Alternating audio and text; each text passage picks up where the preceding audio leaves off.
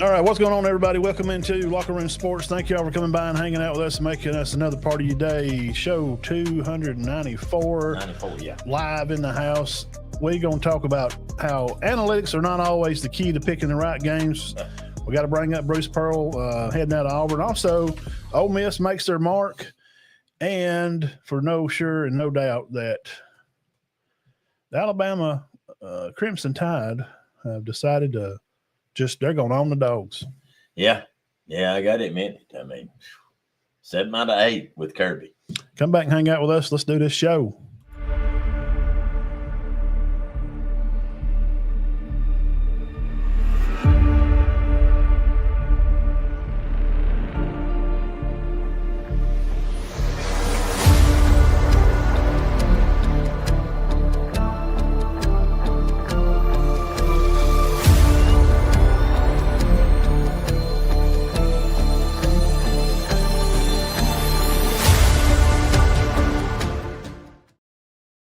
All right, what's going on, everybody? Locker Room Sports live and in the house.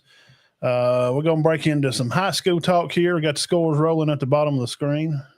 Had a good weekend of some high school football, and we'll talk about the scores and stuff around here, go through some stats, of course, have our player of the week, and we'll also look at maybe some ratings where all your high school football teams are kind of ranked at probably 1 through 4A, and just stuff like that. So we'll get into that. So let's get the party started.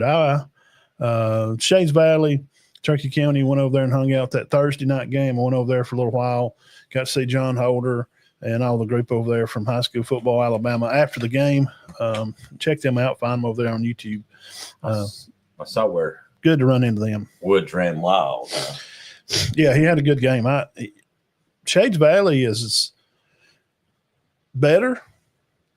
I think they're a better team this year. They got a lot of their guys back. They were out of position sometimes here and there. They had some shots to make some plays, but Cherokee County was just too much for them up front. Lions getting a good push on the ball, and they ran the ball as Cherokee County usually does. And it was kind of close there for a little while and kind of pulled away in the second half. Yeah, and really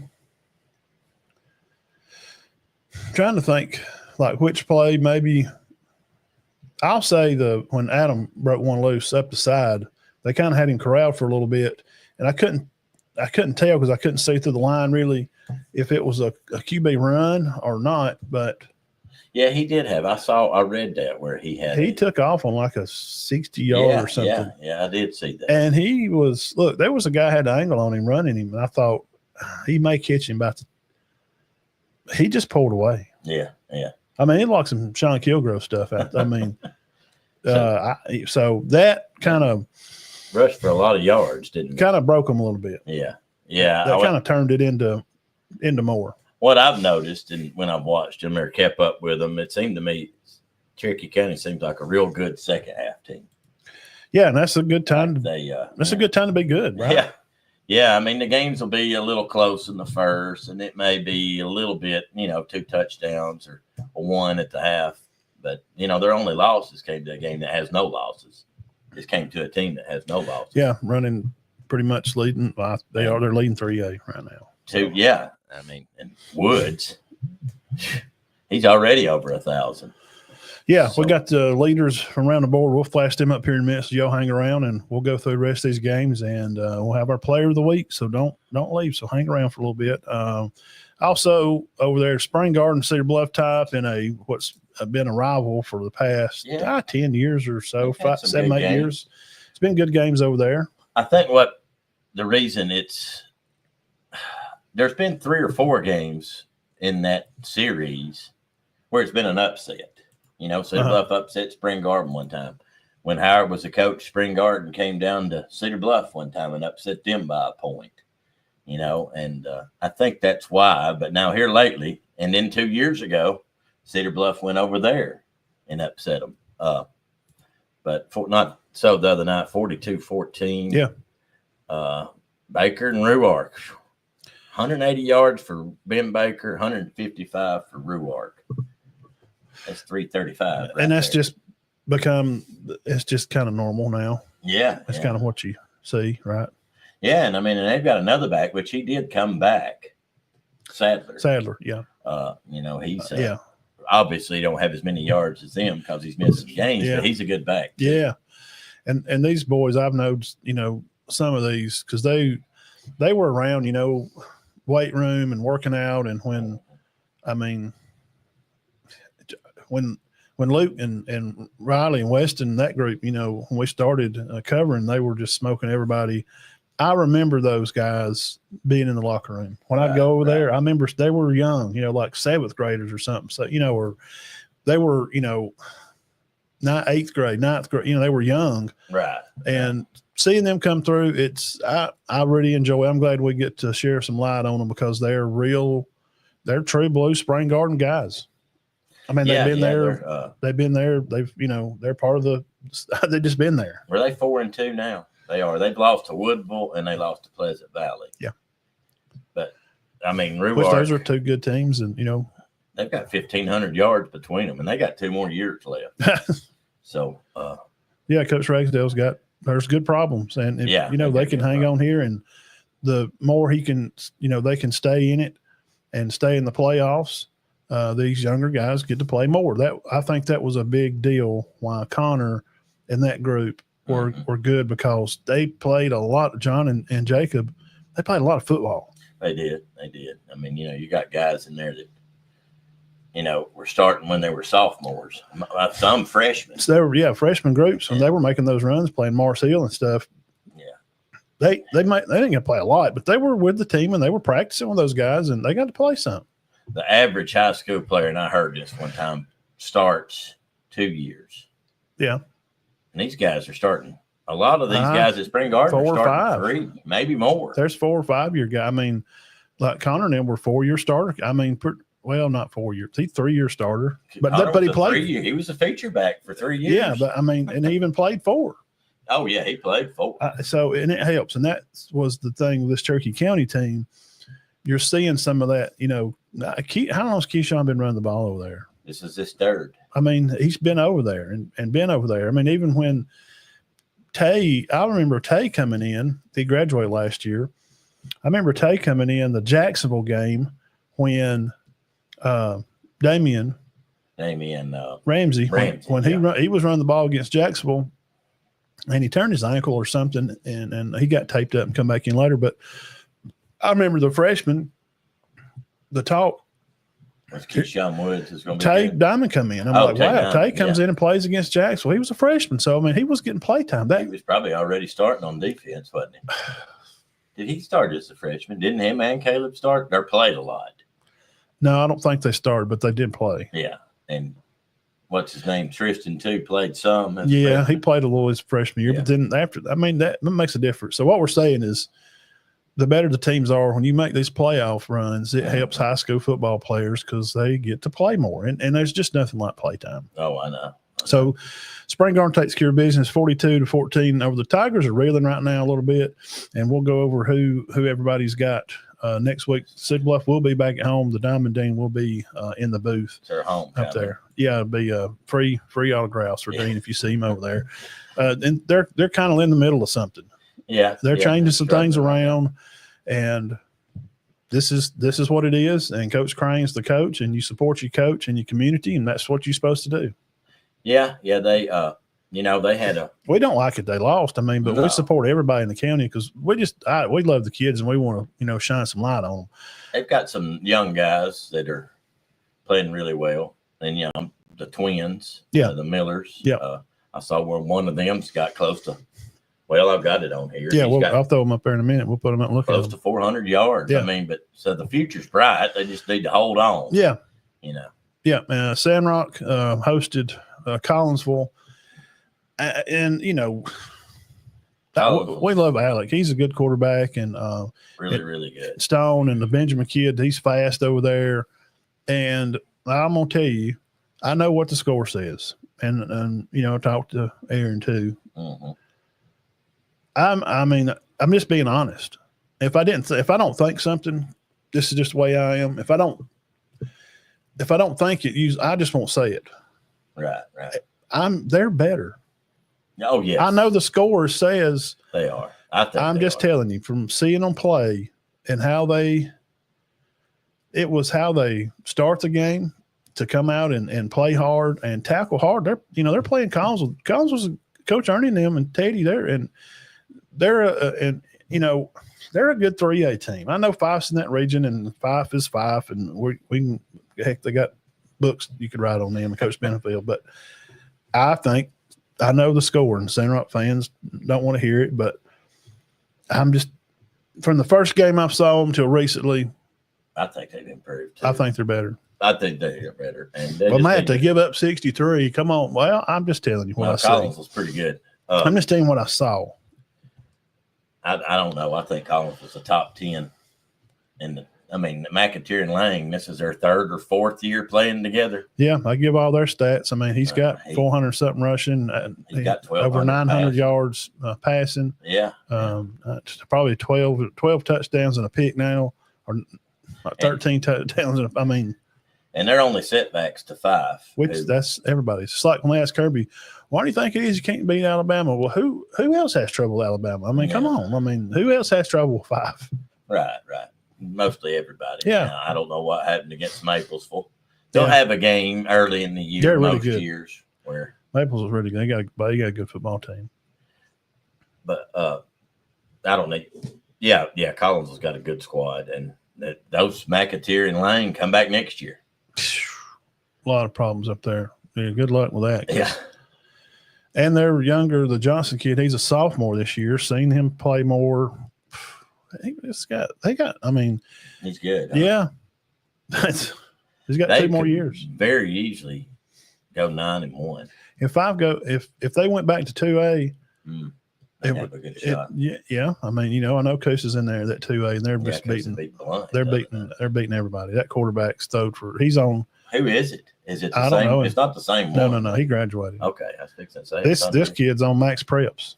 He's a 3-star rated, and their tailback's a 4-star. These kids, they're rated on max preps. How's the old boy that they told us would be the best? Yeah, that's him. Kylan Johnson.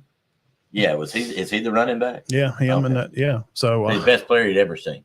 Yeah, that's what one of the coaches. I'm not going to say the coach because he don't want me. Williamson beat Murphy 100-0. Yeah, this week. Yeah. Okay, sorry, but I'm not going to say which coach because he might not want me to say I said that, but he said he's the best player I've ever saw. Yeah, when you hear stuff like that, like we're at the summer football game over at Piedmont, and things is kind of slowed down for a little bit, and we always try to talk to Coach Smith. We've known him forever. He started his career kind of as pretty much at Cedar Bluff, my senior class. So there's always a, hey, how you doing? And, we'll chew the fat a little bit. And they were, about to get done. So I didn't really want to kind of bother him, but, we spoke a little bit there, and he's coaching a little bit, and they're playing 7-on-7. And, Pinto, he said he's probably one of the best guys I've ever had over here to catch the ball. Said that about him and Ish. Yeah. But and then he corrected him on running the route. Like he cut it off short. As soon as he told me that, he come on, you got to get up a little further. He cut it off. You're cutting it off too. He's coaching, and so when those kind of players, when coaches tell you that, they don't just usually just say that kind of stuff. Yeah, right. I've been keeping up with Pinto's, and just because he's the state's all-time leading receiver in a season, but he's caught 24 this year for 440. Me and Matt went over there. He did ridiculous stuff. He ran a jet sweep 80 yards, caught a pass with 3 guys on him. He's got 185 career catches now, Matt. 185. You just got it and you don't. So Cherokee County 28-13, Spring Garden 42-14, Sandrock 18, Collinsville 63. Yeah. The Fighting Naps had Verbena come up here and play over there at Galeville 14-6. Galesville lost this one, but I got it. Well, go ahead. I talked to somebody that was there. That's impressive to me. And I watched film on Verbena because I did a Thursday show on them. But again, they're good, aren't they? Yeah. It's a good matchup. They got some small guys too, but it's 1A football. Right, they look kind of small, but it's 1A football. It's supposed to be small. Georgia people if you just played over there or always coached over there, you don't understand 1A football. Yeah. Todd's played 1A here and coached 3-4A football in Georgia. It's just different. Yeah. So, hey, shout out to the Trojans. They put up a good fight. They did. I know there's no such thing, or people say there's not, as a moral victory. Yeah, I think, But that's one, because you got a team come up here that's lost one ball game in overtime. They average 40 points a game. You hold them to 14, and your best player is hurt. Yeah. He ran it. He had 48 yards, but he's still injured. Mm-hmm.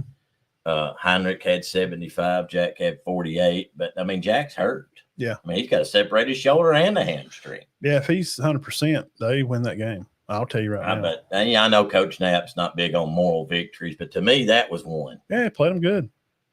The only team, and he's done that a lot in the last 2 years. They've played teams well, and the only one would be Appalachian. And somebody told me the other day they wouldn't be shocked if Appalachian went to the state championship and have to play Wadley. I think that's but did you know that Appalachian has he's in the top 10 in the nation in yards per game. They're running back. Dang. Like at 227, something like that. That's what he's averaging. Oh, speaking of high school records, broke Florida High School, FHASA, a Xavier, young kid down there, broke Derrick Henry's. He tied it with 5 touchdowns in a game? Probably 8, wasn't it? Was it 6? I think it was 6. 6, so he tied his record. There was a big thing on Max Preps about it. So y'all can look up high school player ties Derrick Henry's. I don't think nobody. And he does not look like Derrick Henry. Really? No, he looks like just 6 foot, 200 pounds. I saw where Henry's closing in. Now, he rushed for 12,000 in high school. Now, this is you'll enjoy this, Matt. He rushed for 12,000 in high school. He's rushed for 12,000 in the pros. He rushed for 4,000 at Alabama. Him, as far as all-time football players, all 3 sports, him and Emmitt Smith are the top 2 running backs of all time. They have gained. Now, listen to this, guys. They both gained close to 30. Emmitt Smith gained over 30,000. And Henry's nearing 30,000 yards. That's high school, college, and pro school. How many miles is that? 30,000. And somebody's like, somebody's got to have more than 30,000. No, they don't. What's the math on, let's see. Well, there's 3 feet in a yard. So 30,000 yards is 10,000. No, 90,000 feet. So how many feet's in a mile? 5,000. They ran 18 miles with the people chasing them and trying to tackle them. And that's in 3 different leagues, high school, college. But yes, they are the top 2 rushers all time in all 3 combined. Nobody else. Not Herschel. Nobody. Not Barry Sanders. 18 miles. If y'all don't know this, Derrick Henry is a high school all-time leading rusher. he's the high school. Oh, yeah. Ever. Nobody's ever rushed for more yards than Derrick Henry did in high school. And at one time, Emmitt Smith held that mark, but he just got, no, he held it for Florida. Yes. I'm sorry. And then Henry come along and broke it. Now, of course, Emmitt Smith was great in college, too. Yeah, Florida. Yeah, I mean, he's great. Talking about rushing and yards, and let's just put up the local guys here. Let me move this out of the way over here so y'all can see all of it. All right. Turkey County rushing leaders just as of now through this is through week 6. Pretty impressive. Turkey County Woods at 11:06, Spring Garden Ruarks at 8:05. Also Baker tallying behind him a little bit, 7:20. Gelsville's Centel, which has missed about 3 games, he's at 475. I think he would be up there in the 7s. Probably be up there in the 7s. Yes. Yeah. And then Cedar Bluff next to Tracy at 475 also, and then little Jay Miller at 365. I don't know. Now, I'll be honest with you, I don't know which one that is, if it's Jamison or Jeremiah, but one of those has 365. Yeah. I think it's Jeremiah. Yeah. And then, of course, Heinrich at 435. Now, passing, I didn't have them put up, but Alec has got over 1,100, and I think Adam Griffith has 500. Yeah, because we had talked to me and Aaron had said something. I knew he's over 1,000, and I don't know what he threw for Friday. I don't know. I'm sure he threw for 100, 200. They scored 18. Yes, he threw for over 100. And he's probably close to 12. He got a couple of good runs too. I mean, he's a mean little cuss. He'll take off and run the ball too. I don't know, as far as schools around here, he got a penalty for got more yards than anybody. A guy tried to hit him on the sideline. He shouldered him, and they. I mean, he hit the kid hard, and the kid went down hard, and Alec didn't. He just kind of stood over him, didn't, or whatever. Just what I could kind of tell, and. They call it personal foul, taunting. Really? Yeah, never I don't say that. I'm sick of refs. I'm just done. So there's your county leaders in rushing. I'll get into refs in a minute. I'm just tired. I can't. We got to stop. I'm not sure on receiving. I think Rocker Woodall probably has the most catches. He's got up close to 30. Ben Mosley's doing well catching the ball. He had a good game Thursday. Jonas Brown from Cedar Bluff's doing good. Keyshawn Thomas is one of the leading tacklers in the county. Is he? Yeah. Wow. Okay. I heard you, big dog. We see you over there. Yeah. 40-something is what, according to the paper. Okay. And him and is it Duncan's? Yeah. The Duncan kid. Yeah. Yeah. Plays for center. Heinrich's got a lot of tackles for Gillsville. Heinrich and Centel are players now. Yeah. They can get it done. So there's your county leaders in old Russian categories, and looks like we could have 3,000 or 4,000 yard guys. Now I heard, and I don't know how bad it is, but Katie and Tracy, who, in my opinion, has been the rock for Cedar Bluff the last 2 years, was injured the other night. Now, I sent a picture. If he's out, I sent a picture with this on a social media picture. He was with a lady friend there, and his arm was in a sling. So maybe a shoulder or elbow. I don't. This goes without saying that they don't need to lose him. No, I mean you're already two good players down. Yeah, so you don't want to lose another one. Yeah, and he is a good player. Yeah, but maybe we wish him the best and hope he's back. Yeah, they'll need all hands on deck because this will be Pleasant Valley. Well, you just got your two. I mean, you got the two. And Pisgah, that's their next 2 games. I mean, that's the toughest games on the schedule. That's tough games. Yeah, tough games for whoever plays them. Yeah, not just Cedar Bluff. Not just Cedar Bluff. No. So I guess this will bring us to everybody's favorite part of the show.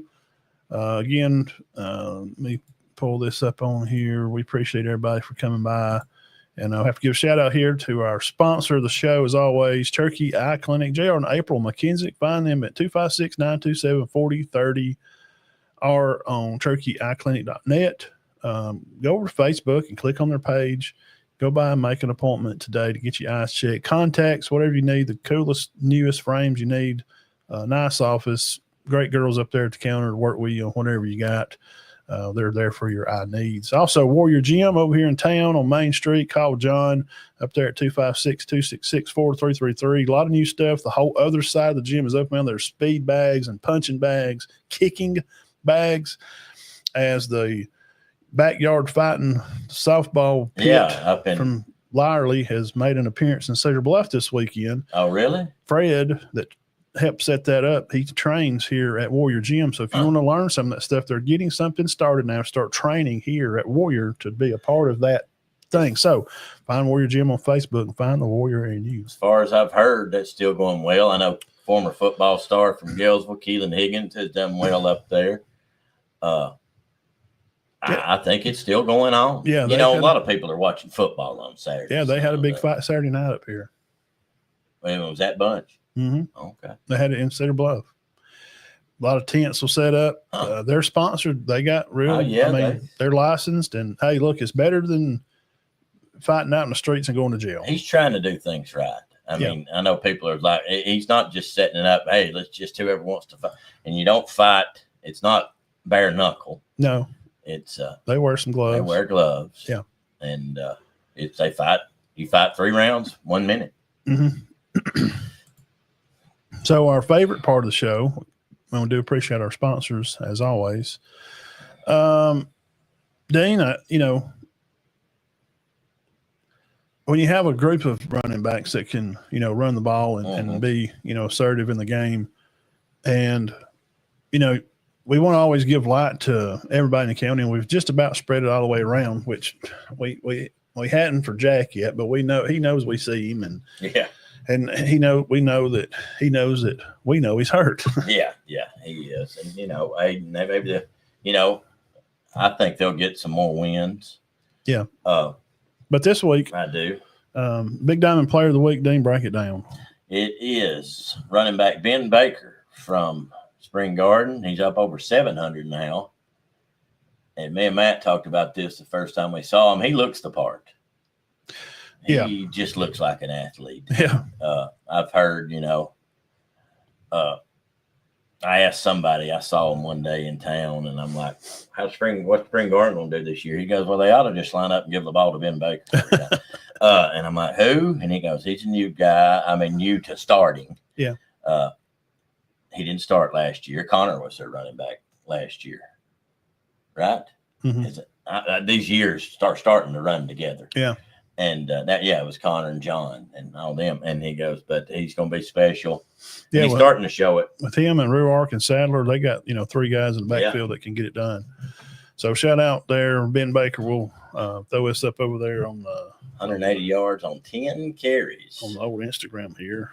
And he's up over 700. So him and Ruark got a good shot at getting 1,000, I would think. Yeah. That's pretty awesome, man. So shout out to him and Coach Ragsdale and Bunch for getting after it, because it takes more than just one player, and that's what they're all going to tell you. And that's what he would say. He would be appreciative to his offensive line, you know, for blocking for him. And have they played 6 or 7? I can't keep up. That's through week 6. So okay, I know. No, everybody hadn't had their open week yet, so I don't know. I just had it on there. I don't know what everybody's record is right now. So congratulations, Ben. I'll put this up on the page here, and we'll make it happen. So what else is going on in the county for is next week's games coming ahead? Dean, Cherokee County at Anniston. Tell them about how big that game is going to be. Oh, that's a huge one. Anniston is excellent. We also think that Cherokee County is excellent. So you got 2 excellent teams squaring off. Anniston's very fast on defense. I talked to a guy that went to the Hoax Bluff game. Hoax Bluff's won every game but one, and they have 43 yards against Anniston. It's just going to be a good game. But we know Cherokee County can win that game. It was a defensive battle last year. It was like 14-0. Right. But apparently Anderson's just hard to gain yards on, but Woods and Griffith will put that to the test. Cedar Bluff hosts Pleasant Valley. It'll be their homecoming. Pleasant Valley is very good this year. They got everybody back. The only loss is to Pisgah. And we wish Cedar Bluff the best there on homecoming. Spring Garden goes to Appalachian. That's a tough matchup. That's a tough draw. And Appalachian with that Gilliland. He's a Gilliland, which there's a lot of Gillilands that play ball in that area around Appalachian, Cleveland, Aniana. And that's going to be a good matchup too. Gillsville hosts Ider. I don't know how good Ider. I heard Ider has improved. Yeah, I've heard that. But I think that's an even match. And we're hoping that Gillsville can get their third win. And Sandrock has to go to Pisgah. And that's a pretty tall order. It is. But, because Pisgah has lost one game, and that was to 5. And they scored 28 points on 5 in the first half. But they didn't score nothing in the second. But so Pisgah beat Pleasant Valley. So Pisgah's very good. And I would love to see an upset from Sandrock. I really want to see Sandrock do well.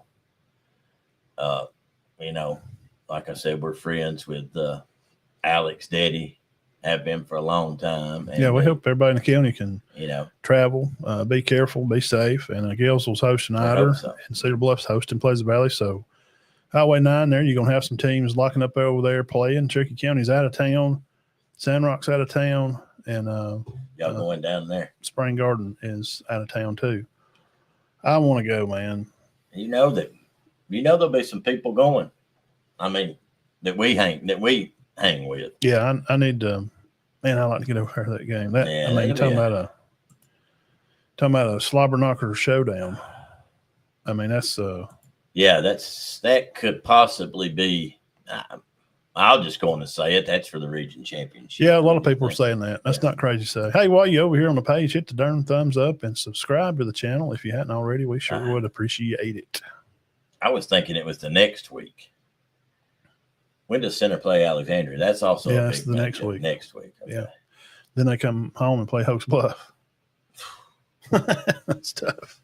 Back to back to back. Yeah, you're talking about getting ready for your region play, buddy. Well, the only good thing about that is you're probably going to get in the playoffs. By you get in the playoffs, you're going to be ready for it. Yeah, that's what you want. They played Fort Payne the last game of the year again. Who? Cherokee County. No, they hadn't. They took them off. Yeah. Okay. I hadn't heard much out of Fort Payne. Year. They've been stacking them and slapping them and stacking them. Really? Yeah. We don't. I mean, it's 20 miles from us. We don't hear much. Just covering it over there on the page here. I remember going through this last week, and they beat Mortimer Jordan or something. I did see that. And I know I saw where Boaz beat Geraldine. But Geraldine's best running back is out, but Boaz is 5-1 or 4-1. Let's see. What are you doing? Oh, Jack. He's live in the house with us. Week 6, any Thursday games we'll mention here, other ones that we may have looked at here around the state. Kicking this off, y'all hang around here and let's talk about some other. North Sand Mountain 49-0 over Valley Head. Wadley 35-21 beat Glenwood. Starkey was live in the house and said Wadley they are them. I'm sure Wilkes did what he wanted to. Yeah. And the other tailback? Oh, yeah. Now, that's the only thing about Wadley. It's not just Wilkes. Mm-mm. Obviously, he's their star, but this other guy is supposed to be fantastic. He's good. He's fast. And it's a 1-2 punch. It's like a giant Gonzalez 6'6" running through there. Then this little 5'10" guy comes speeding through there, and you can't find him. You're like, good gosh, quit running him. Run the quarterback, please. Man, it's just 1-2 punch. So Wadley with a big win over there. Abbeville beat Grissom. Really? Yeah, 20-18. Good big win. Decatur over Lee Huntsville. I did see where look there, Fort Payne. Yeah, they beat Mortimer Jordan. I did see where Clay Chalkville beat Thompson. Yes, that's a big win, man. Andalusia over Beauregard. Leeds beat Briarwood by 1. They said that was a game that went down to the wire. I've seen some highlights of that game. Look at that back up there, Matt. Did you see that? Central Clay beat Scottsboro 26-9. That's interesting. They Yeah, that's a good game. I mean, I think that Anniston beat Pleasant Grove 41-13. That's a big. Pleasant Grove was. That's impressive. Hatton beats Westminster Christian for 4A people. B.B. Comer held scoreless by Piedmont 61-0. Aberril 54-6 over Barber County. Let's see. Tuberville beat Holy Spirit 60-6. Sweetwater got them a win finally. 46-12 over Georgiana. What's that? Appalachian beat Section. Ardmore, big win. Don't hear much out of Ardmore. Auburn's good again, obviously. Beat Moody 41-7. Wow. Look at Bibb County down there, 1 point win. Them Florida teams come up here and play us, and I'm sorry, guys, but they just seem to win. Yeah, they're just like Georgia teams. It just is. Benjamin Russell, number 1 wide receiver against Charles Henderson, 60-23. Cedric Morgan. Is he the real deal? Yeah, he had 411 yards and 3 or 4 touchdowns. The quarterback? The receiver. Receiver? Going to Bama, yeah. Okay. I shared the post that had him catching the ball in the corner, and they was saying whether it's a catch or not. He looks like Julio Jones. He just does. He just towers over everybody. You just throw him a jump ball, and he's just number 1 receiver. He's not number 3 or 2 in the nation. He's going to Bama. I mean, first one coming out. And Terrell Owens was at his signing and kind of said, he had some picks to go to Alabama, Auburn, or Georgia. And he said, I think I'd probably – who's got the better upcoming quarterback? Well, it's Keelan Russell at Bama. He was a 5-star out of Duncanville High School, Texas, 2-time state champ. The guy ain't no joke. I would probably want to go there and play with him. Right. But Terrell Owens kind of said that. Yeah. Old Terrell. Because he played there. Yeah, he played there. A lot of people don't know that. No, and went on to Chattanooga. And the next thing you know, he makes a pro team, and he's their best receiver. Freaking freak, man. And he's the best receiver in the NFL for a while. I know he was a little out there. That's okay. He's a freak, man. I'm telling you, T.O. is one of my favorites. Personality is a little quirky, but the only thing I didn't like about him, they said he'd give his quarterbacks a hard time. Like he'd turn on them. Yeah, he's weird, man. He is. He's an old Southern boy from Alabama. I mean, he's from up there. Yeah. Turned on McNabb. I didn't like that because everybody loved McNabb. Yeah, he was a nice guy. Yeah. What about Boaz? 20-0 over Geraldine. Boaz is looking good this year. Looking good. Anybody you see on there? No, not really. There's Coosa beat Blunt 25-14. That was interesting. I don't know if anybody's going to beat them in 2A. I don't know either. They're beating Blunt. Now, Blunt's been ranked in the nation before. They have. Not lately, but they have been before. It's where old Sherman Williams, Alabama grade, played. Daphne, this is way south, but hey, for 42-28 over Spanish Fort, that would be a good game to be at. You see a lot of big time players at those games. Douglas gets a win over New Hope, 41-7. Oh my gosh! Now you worked up there, Dean. Come on. I forgot his name. No, I'm kidding. I love him. I love their head coach. I coached with him. He's a great guy. Tough job. Yes. Very tough job. Gadsden City 27-24 over Bob Jones. Coach Lyles. Yeah. That's a good win for Gadsden City. It is. Bob Jones, that's a big old school down there close to Mobile. They're playing better. Gadsden City's playing a little better. Good Hope beat Addison. Goshen beat Elba 48-21. How good is Good Hope if they beat Addison 41-6? Because all I've heard about how great Addison is, which I'm sure people aren't lying. Mm-hmm. Hanley, big win. Yeah, beat Lynette. That was a big win, 15-13 over Lynette. Hewitt Trussell over Pinson Valley 42-6. Oaks Bluff gets the win over Glencoe in the rivalry Civil War game, 49-21. Wow, Oaks Bluff's pretty good this year. They're having a good year so far. Hoover. Yeah, beat Parker, and Parker's good, 45-42. Okay, good team. I'm gonna want to say it. IMG 49. I mean, nobody beats Phoenix City Central. Who plays for IMG? Everybody that's great. Yes. Okay. Yeah, that's their travel team. Do you even count that? They're better than they. They have 2 teams. They have a team that plays there, then they have a travel team, and they say their travel team, which they're ranked in the nation, is better than anybody. I mean, they're like top 10 in the nation. Wow. You're just not going to beat them. And Central Phoenix may win state. Yeah, they made them 49-14. They probably let off the gas. They was probably nice and probably didn't want to rub it in. Probably could have scored 100. jeez. JU Blackshear still winning. Beat Excel 24-19. I've been keeping an eye on them. Jackson beat LaFleur at their homecoming. I've seen some pictures from Jackson. All the kids was looking nice and had their suits on, and the girls looked pretty in their dresses. Everybody, shout out homecoming coaches. I know that you're so glad it's over because coaches hate homecoming. Yes.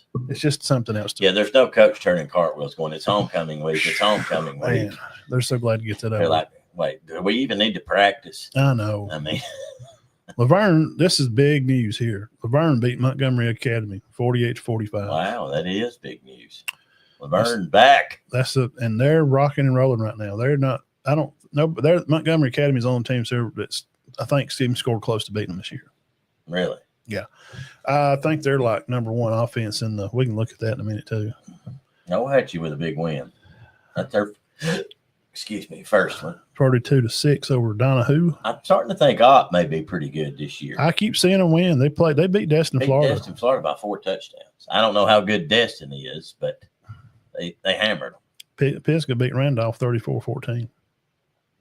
Battle on the Mountain, Smoke in the Sky 34-7. Plainview over Sylvania. Pleasant Valley, another big win. Beat Woodland 54-27. Ramsey beat Minor 56-26. Randolph County 34-7 over Ranford. Red Bay gets a win. Keep an eye on that for your 2A teams. They'll be in the playoffs. Beat Belmont, Mississippi, which is just right there. I think it's like a mile. Yeah, it ain't far. That's really not. I've been to Red Bay. Red Bay is half of it's in Mississippi, right?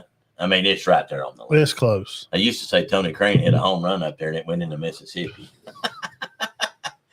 That was in Waterloo. That was not in Red Bay. Okay. I believe that. But, it was right on the line. That's how close. I don't know if they're saying Tony hit it that far or if it was that close. Southside beat Etowah 21-10. Seeing good was on Tharptown 40-12 over Vienna. I'm telling you, Whitesburg Christian is very much improved. UMS right 29-6 over TR Miller. And TR Miller's ranked. What about Winterboro there getting another win? They are just laying the wood right now. Shout out to Coach. I nearly said his name. Who? Winterboro's coach. Is it Stover? Nikita. Yeah. Oh, I don't know. He's done look what Tom could be. You follow by 4. He's done a really good job, Winterboro.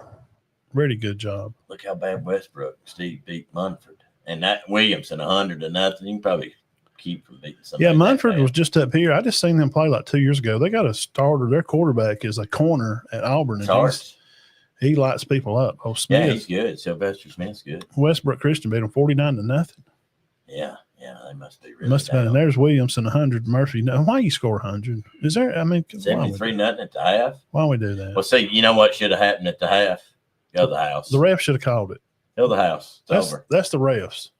He should have called up to the state guy. Or we got you won't play. All right, you got 2 6-minute quarters. Clock don't stop even if you call a timeout. Yeah, there's no timeouts, not less than injury.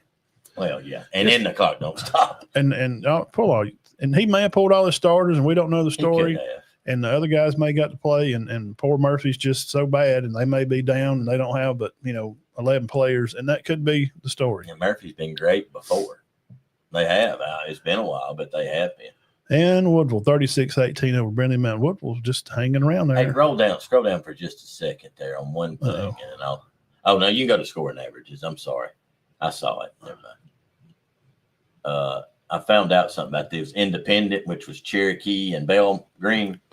That means that they're playing 10 games out of region, but no matter what, they can go 10-0 and they still can't go to the playoffs. So you can do that. You can petition to do that. I don't know if it costs money. You can play whoever you want. You don't play in a region. You can schedule whoever you want, but you may be the best team in the state, but you don't get to go to the playoffs if you do that. Yeah. Which is fair. Fort Dale Academy, Morgan Academy, all those. Edgewood Academy. Let's see here. Where was the here we go. 100-0. Wow. Let's see, 25 scoring averages. Look. Who's making East Academy? 317 points. Laverne, there they are, 311 points. Williamson, 311. Well, they scored 100 this week, so they was 211.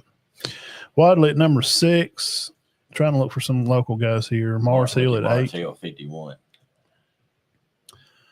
They're 8th with 257. Lee Scott Academy at 11. St. Michael with 245. Let's see if he click Clay Chalkville 42. Gordo. 5. Clay Chalkville 283. 5, 232. Look at Plainview. Wow. Plainview 230. Piedmont 229, averaging 45 points a game. North Sand Mountain's got a good squad. Maplesville at 25, 273 points. Go back up for just a second. What was the leader again? I don't. Macon East Academy 60. Laverne's averaging 62 points a game. Yeah, I'm telling you, man. Them and Hubbardsville are just rolling people. Scambia Academy and Wadley. Wadley's 258. All right. They're doing it. North Sand Mountain best defense in the state. Literally. 2 points a game. On paper. You can say they're not, but they are. Maplesville 5, giving up 4, 27 points allowed. Look at Hartsville down there. I got to get to one of their games. It's just right up the road from Marcus up there. They ain't been beat. Look at Jackson. They still ain't been beat. Oh yeah, Piedmont 8.2. Priceville, Cottonfield. Look at the scoring differential. Williamson's winning games by an average of 59 a game. North Sand Mountain's winning by an average of that's 8 touchdowns. Williamson is winning.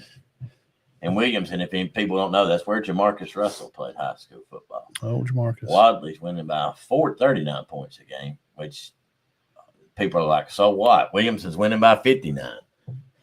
Piedmont averaged 37, half 188 points difference.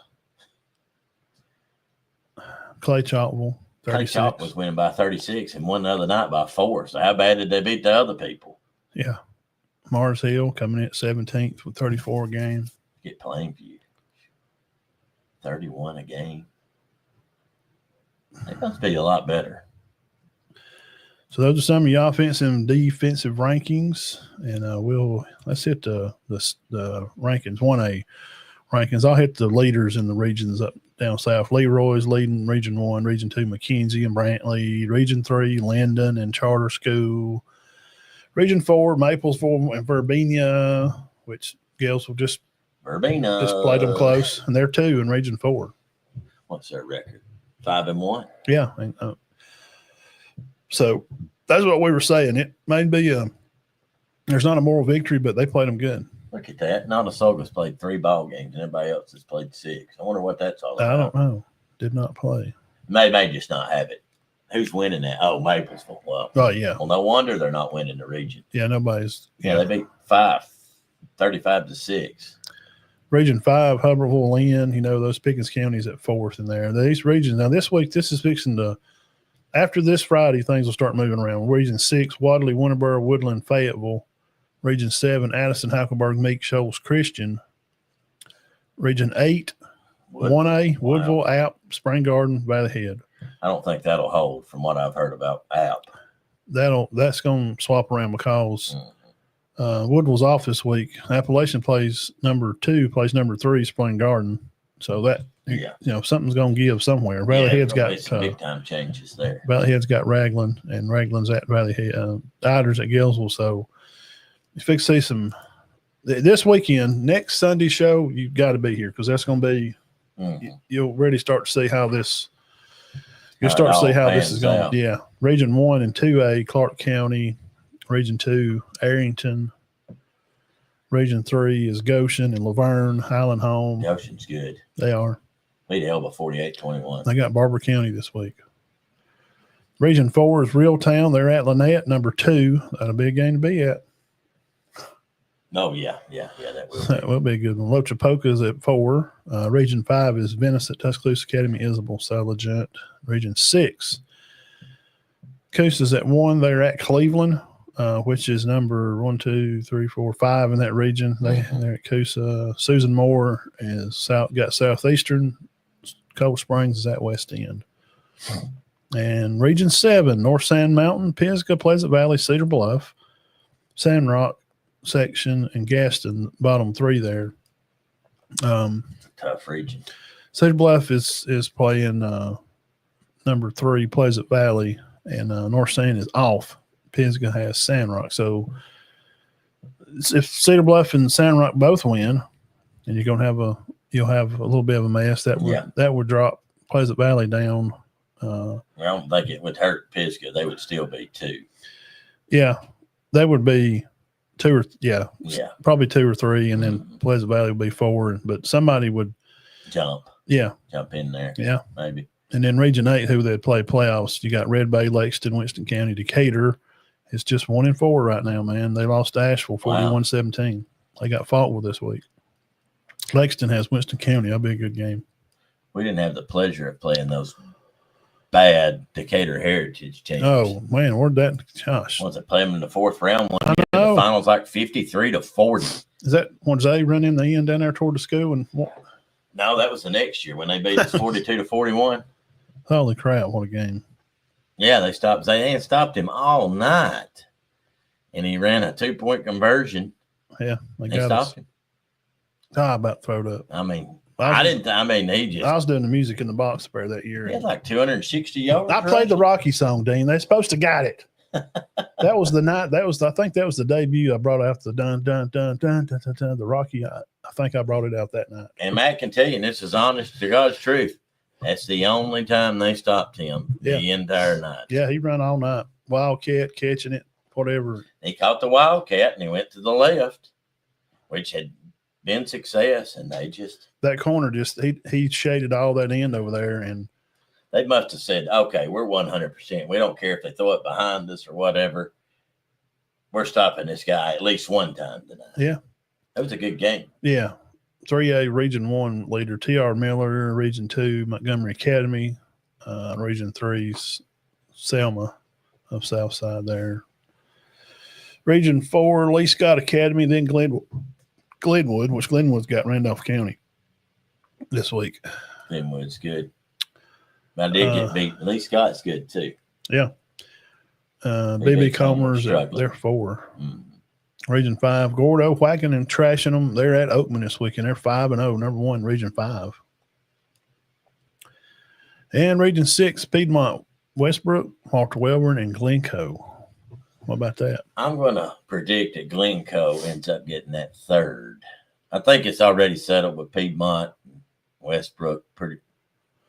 Piedmont's got Locust Fork this weekend, which they're. I think Piedmont will be. They should win that. They're kind of in the middle this year. Yeah. They had a big senior class, and then Westbrook Christian, Coach Smith's going to Ohatchee. Then Region 7, of course, Mars Hill, Coach Higgins. They're roping everybody. They're at Rogers, which is 3rd over there in Region 7. Region 8, Fife, Geraldine, Collinsville at 3. Holly Pond, Wattsburg, Sylvania, Brindley Mountain, Asbury. I may have to go to that Fife Geraldine game. Fife at Sylvania Friday night. Be there, be square. Geraldine at Collinsville. You know what? We may have to go to that if I can. Fife and Geraldine. And if they play. I'm kidding. I know they play. Last one, Region 4A, 1 is St. Michael and Jackson are squabbling back for. Jackson has the loss, of course, to Saraland. Ohio State wasn't available to play that weekend for Jackson. So Jackson. They're probably ranked in the nation. Yeah, the biggest game in the state besides Cherokee County and Anniston being number 1. Number 2 game in the state is going to be St. Michael at Jackson. Oh, my gosh. That's huge. West where we got to have a helicopter. Chopper. Come on, Starkey. Get us a chopper, bro. Now, I know they don't do this. Man, we could helicopter in. But you've got big schools and you got small schools. I would consider 4A and below small school. Some 4As are not small. But most of them are, aren't they? Not now, man. Sheesh. I think a school with less than 1,000, I don't think there's many teams in this country better than Jackson. They just have with less than 1,000 students. They got the guys that it's like they're stars on the team, like their 4 and 5 star guys are corner, receiver, quarterback, tailback. Right. They're all going Alabama, South Carolina, Oregon. I don't know, and I know I don't want to get off on a rabbit hole, but I wonder what is considered a small school. Because I teach at Chattooga, it's got 800. That ain't no small school. what would be considered small? I mean, but Cedar Bluff, Gilsville, you got. But you ain't got many of them in the country. 700-800 kids in the school. Now, see, his school, that's just the high school. Just the high school. But what would you think 500 in the high school and below is considered small school? Well, yeah, too. If you got 200 or 20 or less, you get closed up. Yeah. Oh, I'm talking about 500 in just the high school. Would you consider that a small school? Yeah. I would too. Oh, well, yeah, whole school, K through 12, yeah. Under 1,000 is not very, that's, K through 12, you're under 1,000, that's not real big. No. Region 2, Op is hanging in there. Region 3's Bullitt County. I'm keeping an eye on them, Dean. They're going to be at Hanley the next week after. They're good. Them and Op are good. Booker T. Washington's at 3, which they have St. James. Region 4, 4A, Bibb County and Oak Grove, American Christian, Pleasant Grove hanging in there. Region 5's Hamilton. Region 6, Anniston, Cherokee County, Alexandria, and Asheville, and then Hopes Bluff. Asheville jumping at 4, Dean. They're going to be at White Plains. Asheville's playing good this year. And Alexandria will be, Hopes Bluff's going to go up to Alexandria. That's a big game. This Region 6 4A is total shakeup. You want to come back next Sunday and see what we got for this. A lot of big games. I mean, number 1 plays number 2, and number 3 plays number 5. And Asheville's at White Plains. Etowald's at Aniana. Shout out Fluff Bothell for just taking off and should have beat Tennessee. He's a D1 starting running back, guys. D1 Power 5 starting running back. And he looks all the part. Yeah. He's always done that. He looks 26. I mean, there's no way he gets ID to go in the store and buy. And he's not. Does he? Yeah, he's 29. He's 20, 21. 21. 20 maybe.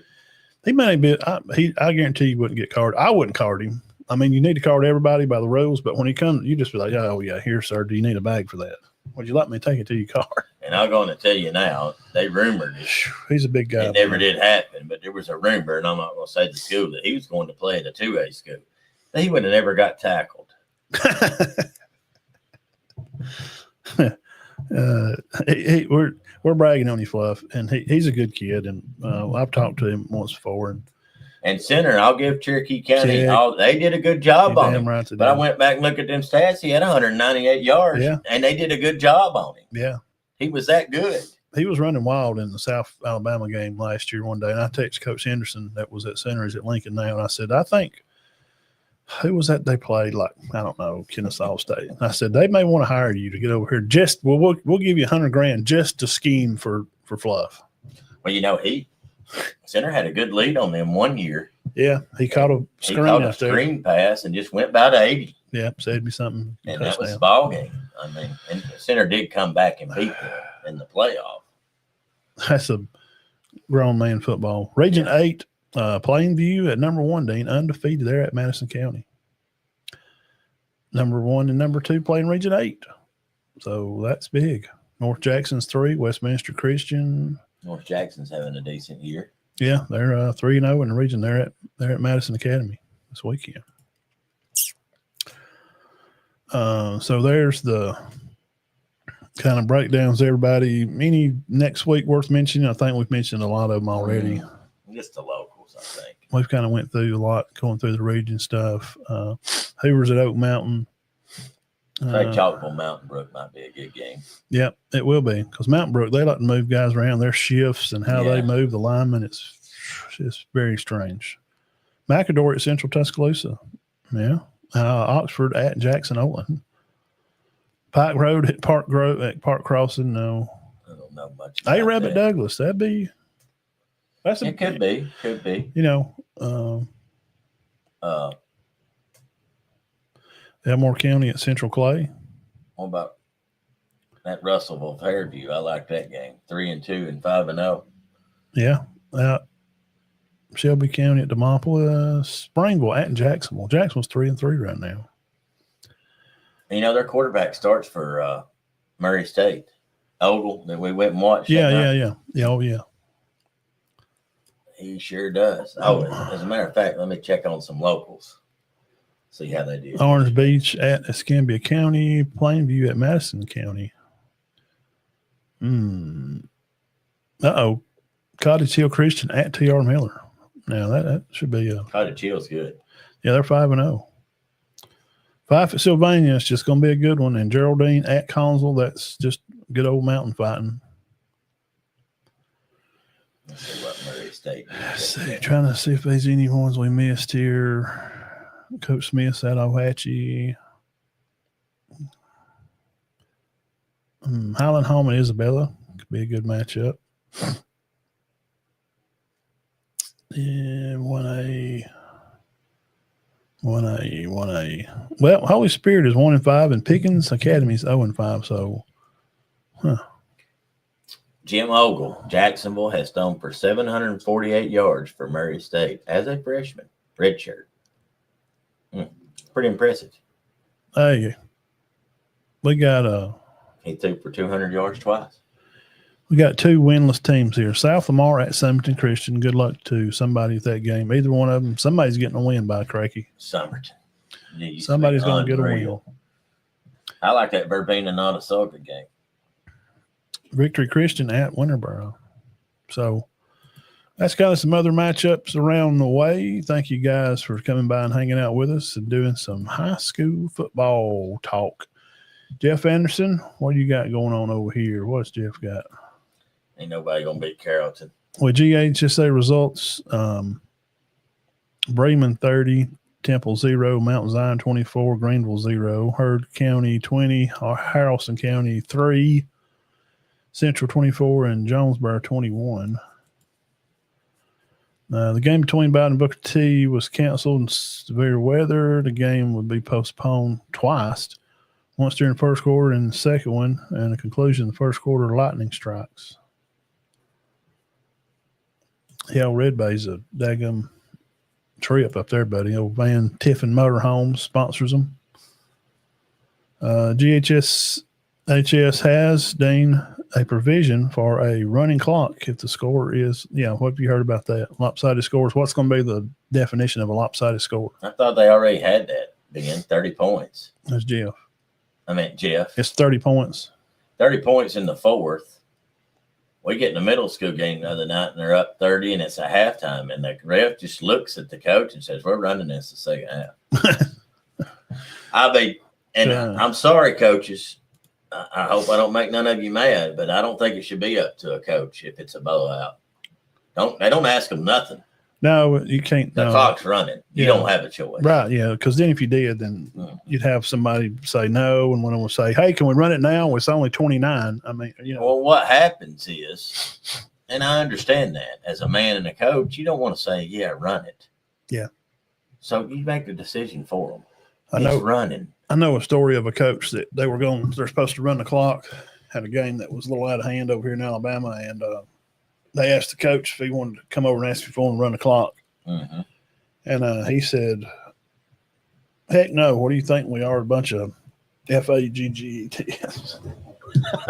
No, we don't want to run the clock. And here's what the ref told me. He said, "This clock runs. If they cut that game to 30 to 29, that clock don't stop." I said, "Really? If it comes back?" "No, it never stops." Huh. So basically, if you get down 30 in Georgia, you're done. Yeah, you ain't going to have enough time to catch up. Yeah. All right. That's high school repping for the week. We appreciate you guys and gals for hanging around with that with high school football. Congratulations again. Mr. Baker, number 4 on his jersey, number 1 in your heart. Spring Garden, Alabama. Racking up on the rushing here right now at 720 yards, coming in third in the county. So looking like him and Ruart got a good shot at going over 1,000. Hats off to him. And we're going to switch gears and get over to some college football. Let me throw this up here, an AP poll. Let me do this right here real quick, and we'll do this. Hang on, and we'll be right back.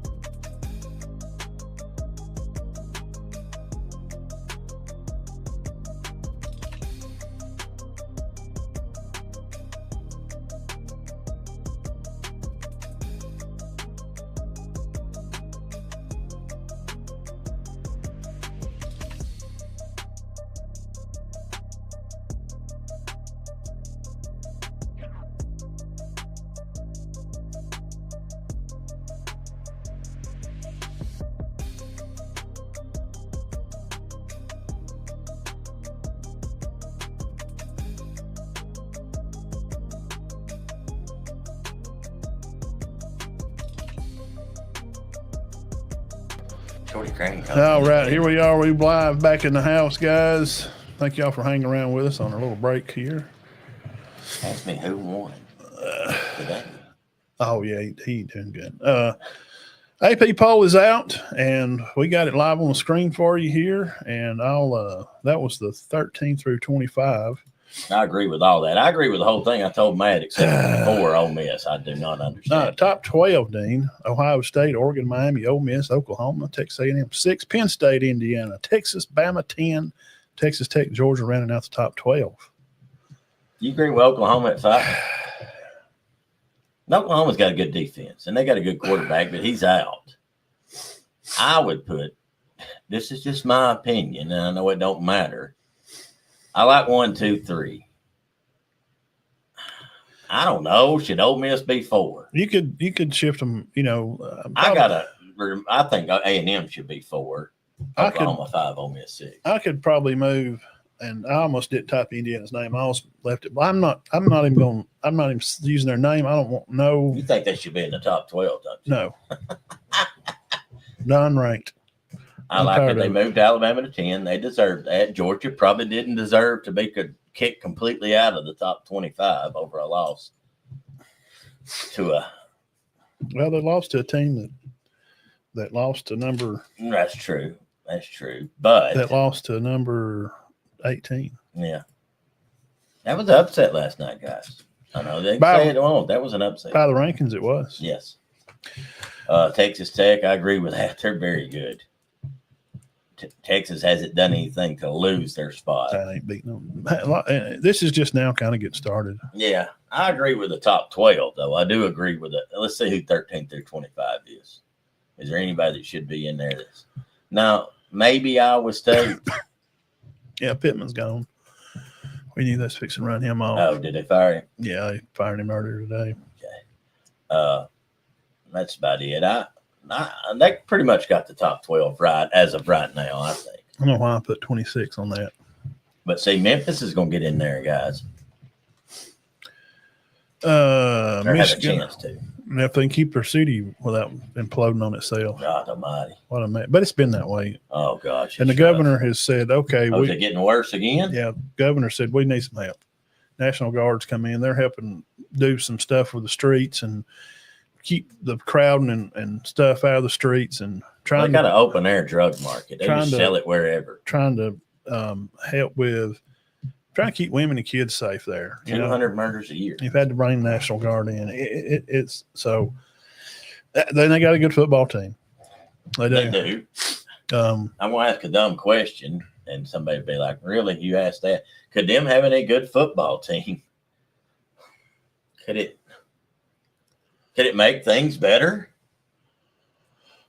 No, those, yeah. Okay. A lot of that crowd, they don't even watch, do they? Well, they probably do, but there's just so much drugs up there, man. It's just bad.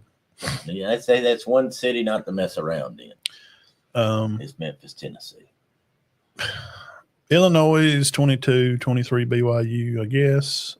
Yeah, BYU's got a good squad. Virginia gets in the mix by beating Florida State. Arizona State, they're playing better. And Mississippi State beat them. Yeah, they did. They did. Michigan 20. They've not been bad this year. Missouri, I agree with. FSU, you don't drop them out. I know they lost to Virginia. I still think they did them wrong on the touchdown catch. Now, I'm sorry. I thought he controlled it. Vanderbilt, I obviously got no argument with that. Yeah, no, I wouldn't mind putting them 13 or something. Or Iowa State. Iowa State ain't lost a ball game. I might have Iowa State over LSU. I don't know. All right. So that's the AP's poll. That's your top 12. We got 1, 2, 3, 4, 5, 6, 7, 8, 9, 10 SEC teams in the top 25. 10 of them. Wow. What about that? All right. Sorry. Analytics are not the key, Dean, to winning games all the time. Georgia fails on that fourth down. Decided not to kick the field goal, And also people picking games, man. We have a lot of people that have a microphone in front of them and things that just because they do, that gives them all the power to be correct about picking games, and experience and experienced eyes also in seeing the game, playing the game, always outweighs a thing to say something on paper. Well, statistically speaking, this team is this. But the game is played on grass, and I'm getting at that to get in here and break down the top game of the hour, what everybody come to hear. We're just going to do them first. Yeah. We'll talk about Auburn, and we'll do Ole Miss and Georgia Tech. Yeah. I got some Tennessee stuff. I know we won't stay on that long. But Georgia, Alabama. Let the Super Bowl, let the national championship kick off, whatever you want to call it. I don't care if Bama's not ranked and Georgia's number one. It's going to be a good game. People tune in. This was the most previewed game in 2 years in college football. Really? Why? Because everybody hates Alabama. They're playing in Athens. They're 33-0, and everybody wants to see Alabama fail because Alabama's beat everybody. Mm-hmm. Yeah. They want to see Bama fail. So, from kickoff to the opening start of the game, we'll do stats, I guess. But, I mean, right now, let's just give a feel of the game. And watching the game start off, Bama gets the ball. Just drove right down. I mean, just shredded them. Ryan Wilson drops one, which he's got the drops he's here lately. But they still scored on the drive. Did they not on that drive? They did score on that drive, didn't they? Yeah. I thought, this is just my take, and I'll just give it real brief. I thought Alabama drilled them in the first half. And I thought in the second half, Georgia's defense played very well. But it just wasn't enough to overcome. And then they had their chances. They could have won that game. Yeah. They could have won that game. You know, coming in the first half of the game, that's why I picked Bama, because of Ty. He's better than Gunner. It's just is what it is. Than him yesterday. And he's better than him all year, and he'll continue to be better than him to me anytime. He's just better. And this may not be a hot take, but it's my hot take that Gunner Stockton is just a glorified Jackson Arnold that can throw the ball some better. If Jackson played, if Gunner played at Auburn, I think he could win in the games because Jackson's worse. I'm not saying they're saying they're the same. You're saying he's better than Jackson Arnold, but not. But it's not a huge leap. It's just. Is he better than Beck? Not. I don't think he is. Well, you can't. I'm gonna say he is. Well, people don't like Beck because he throws picks. But statistically, see, that's where I'm going with what I see. On the paper, Beck's gonna have more picks because he throws the ball more. Mm-hmm. Arnold don't throw the. I mean, no, they didn't throw much. They're not going to throw much because it's just not his style. Mm-hmm. I think that's hurting Georgia. They have got to have a real strong arm throwing quarterback. It's still got to be some type of pro style football, or because there's only two styles, either pro style or you're going to run RPO. And it seems like to me that Kirby's trying to make Gunner an RPO kind of guy. What that he is, he's trying to kind of make him a pro style guy, and that's just not. That's just not it. I don't see how that's just not going. It's not his style, and you can't dog a kid for. It's like grading a kid bad on a trig test when he's a history major. Well, it's just not his thing. That don't mean that he's a bad person or something. So from the opening start, Alabama's offensive line, did you thought they played well? I mean, they give up no sacks. I thought somebody said, well, they sacked him one time, but no, he ran it on that. They did tackle him for a loss, but that was a designed run play. There was one sack in the ball game. Yeah. One. Yeah, Bama so hats off to both lines. Bama got Gunner down once and had 6 tackles for loss. Now, Alabama didn't have a lot of yards rushing, but he still didn't get sacked. He had time to throw. And that was the difference in the ball game. Had he not had time to throw, I mean, he had time to throw all day. Well, the receivers, they were getting open, and it seemed like Georgia wouldn't contest them that much. Jermaine Burton is the guy. He's the dog. He's the one running the show right now. Mm-hmm. Horton's probably a hard second, and Ryan's probably 2B. Yeah, I mean, Ryan's good. Sure. Obviously, he made some good catches after the drop. Yeah, he come in and made some key important catches. But Horton and Bernard, to me, is the man.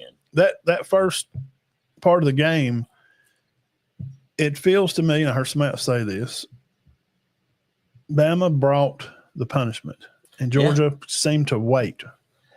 Well, this has happened 2 years in a row, and it's like they're not ready at the start. Why is Georgia start slow? Why? And they did it against Tennessee and survived. They didn't survive against Alabama last year. They didn't survive against Alabama this year. It's a mental thing. It's got to be, guys.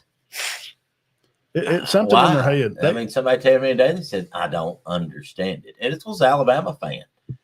100% hates Georgia. This is a comment. I coached him in school, been buddies with him. His name's Josh Powell. He said, I don't understand it. I don't understand it. They smoked them in that first half 2 years in a row. You know what the score is in the first half 2 years in a row? It's like 57-20 or 24 or something. It's ridiculous. Yeah, Ty's jumped on the list as Heisman talk. College game day will be in Tuscaloosa for the Bama Vanderbilt game. But why? They asked Kirby that question after the game, and he said that's on us. He said it's a mental thing, and we've got to figure out a way to get them out of their head when they're starting games. They're just in their head so much. They have made so much of this game that it's the biggest game on their schedule. But what other fans will not say, because they just won't, because they just hate Alabama. Alabama's the biggest game on everybody's schedule. Mm-hmm. You're going to get everybody's best shot. If you don't think that Vanderbilt didn't circle this game on their schedule, say it wasn't a fluke what we did last year, we're going to come to your house this year and we're going to thump you again. Yeah, it'd be tough because Vanderbilt controls the clock. And Alabama did yesterday. Yeah, and that first part of the game, their receivers were getting open. Mm-hmm. They didn't run the ball well. I was not impressed with Jam Miller hardly at all. He looked slow. You don't think he was 100%? Your collarbone shouldn't have anything to do with your feet. He was just taking what he got, and he just kind of run in the back of the lineman. He just would take the ball and just run right into the back of lineman. Why are you just running to the back of the lineman? He rushed for 46 yards. 46. Did he lead? No, yeah. I thought Riley did well. Yeah.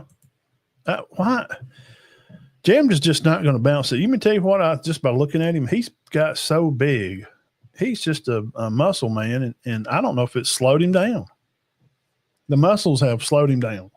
Well, he is. He's a power back. I mean, but less than 3 yards to carry. I do think he's the best one of the backs. Possibly Riley's not far behind him, though, if he's at all behind him. I'm starting Riley next week. Jam can just, I don't know. He ain't showed me nothing. I ain't seen him do nothing. He didn't do nothing last year. I ain't seen him do it this year. We got to have a guy that's going to get out there and be an Alabama back. That's going to be out there and be a Najee Harris. Yeah. Everybody's not Heisman winning Mark Ingram or Derrick Henry, but come on, man. He's just stumbling and he's running. Literally, he running to the back of the freaking lineman play after play after one hole, two hole. Run it right up in there. Boom, his face. He puts it right in the back of the lineman. Boom, 3 yards. He falls down. Every play. He bounced it once and they got him, but I don't know what's wrong. I don't understand. He was supposed to be, I don't know, man. He ain't starting for me. You ain't sold on him. I'm just not starting. Riley's better. Riley, when he come in the game, boom, there's a spark. He runs it up in there. He'll hop it outside. He'll hit the sideline and get some yards. He does bounce pretty good. And that's the whole thing. He only carried the ball 10 times, and he had only 15 yards difference from what Jam did. Mm-hmm. If he'd have got all the carries, if Riley carries the ball 20 times next week against Vanderbilt, I bet you money he'll have close to 100 yards. What about receiving? There ain't no reason for it. Right? There's no reason for Jam to be. See, Riley caught 2 passes for 37 yards. So offensively receiving everything, Jam had 65. Riley had 67 on 12 touches. Jam had 65 on 19 touches. Yeah, Riley's better. He's just a better back. I mean, how the game went, Bama controlled the tempo. They played harder. They wanted it more. And I'm never felt like Bama was going to win until, honestly, probably after halftime. We know Kirby's going to adjust. He adjusted well. I mean, he did. Yeah, I mean, Bama didn't score no more. Bama had 262 yards and 24 points first half, 137 yards, 0 points in the second. And they won. So Georgia can beat them, but they can't put a complete game together, and Alabama seems to. So shout out to Bama defense for standing them up. Yeah. I mean, and I'll be honest with you. Somebody asked me today, well, if Georgia, that receiver caught that pass, Georgia would have won. They would have went up, but I honestly believe that if he had caught that touchdown pass and Georgia had gone up 28-24, I believe it with all my heart, Alabama would have got that ball and drove right down and scored and went up 31. Well, they could. The playbook changed because of how the defense played Georgia, and that gives Alabama the identity to, well, we don't have to score. We can just kind of put around here. Yeah, they didn't. And their defense played take no big chances. Good enough that they said, you know what, offense, we're going to play a half and we're going to check out of the game. Mm-hmm. If you have a team that the offense checked out of the game at halftime and you still won the game, yeah, they didn't even score. We got to reflect. Georgia's got to do a big reflection. Kirby and them's got to get in the Bobo has got to get in the room and just look at what's going on. Gunner is he's a RPO kind of running a quarterback that he's trying to make him be a thrower of the ball. And he hit Branch on that where he jumped and three guys were around him. Yeah. He put a smoke show on that one. Oh my gosh, that was a good pass. Put a nice ball on the one the kid dropped. That was good. That was a good pass. Ryan Williams dropped 1/3 play of the game. So they both had drops. But he missed some. Mm-hmm. And Bama defense, they only got him on, like one sack. So it's not that. It's not like how A&M in Oklahoma was roping Jackson, just throwing him on the ground all night like that. And they give up 18 sacks in 2 games. Auburn has. Sacks in 2 games. It's not that. So what is it then? Well, if he's getting a vision of the field and he's seeing stuff, I think the key in the second half for Georgia to have won the game would have been to let Gunner run more.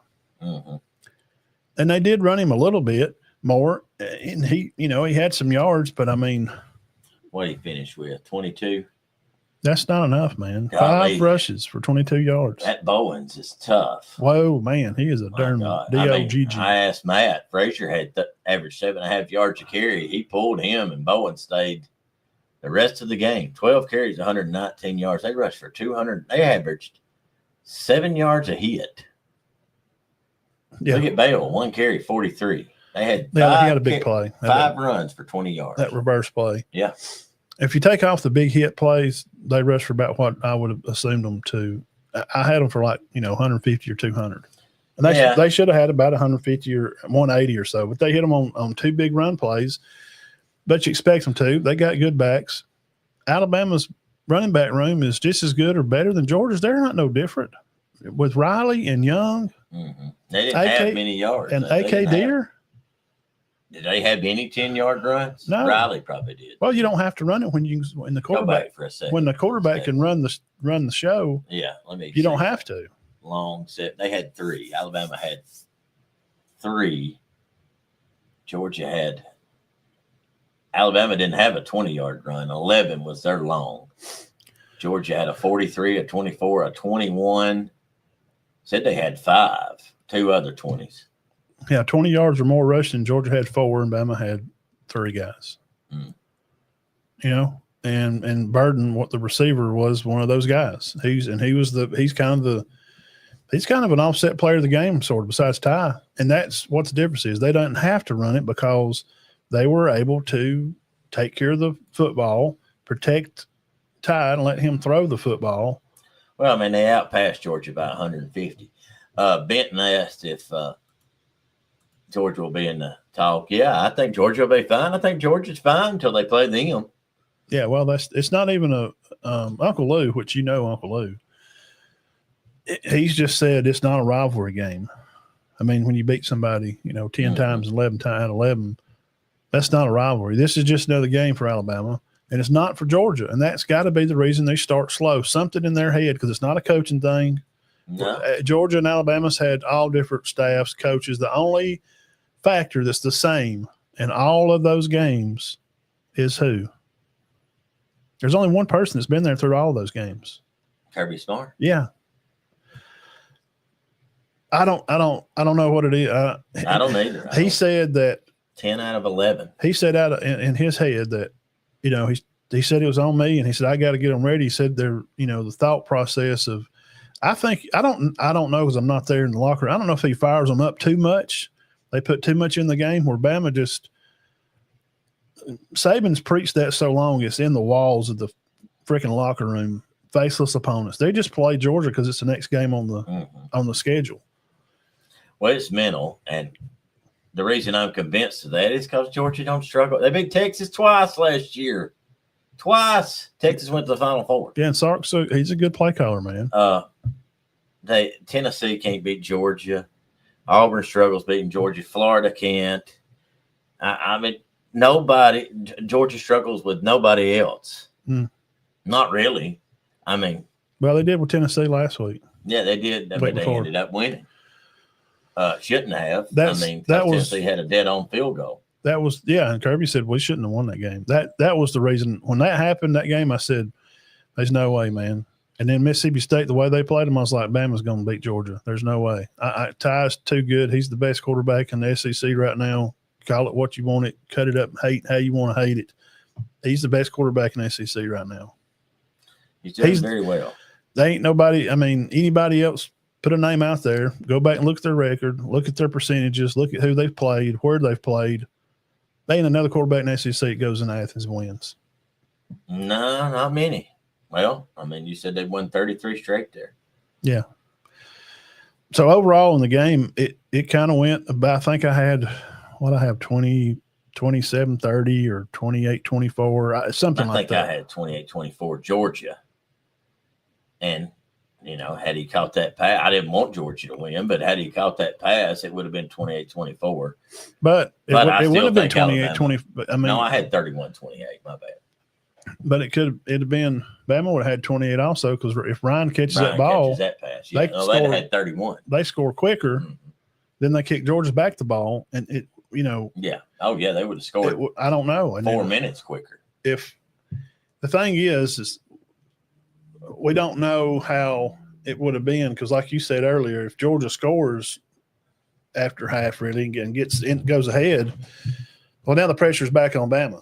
And I just don't see a reason why they couldn't have, if need be, because they had been doing it all night, if they're down 4, that they couldn't have went down the field with the last 2 minutes in the game and scored. Well, let's just be honest. And Benton, any Georgia fan knows the truth. 90% of the time, 90. That means 9 out of 10. Well, about 10 out of 11. Bama does what they're supposed to do to beat Georgia. So that's why I believe, had that guy caught that pass, Alabama would have got the kickoff and had about 12 plays and scored and gone up 31-28. Yeah. I'm sorry. I do. I think that's the score I had, 31-28. I put it in the comments. They're not going to be. I'll never pick them to beat them again. I'm going to tell you that. I'll never pick.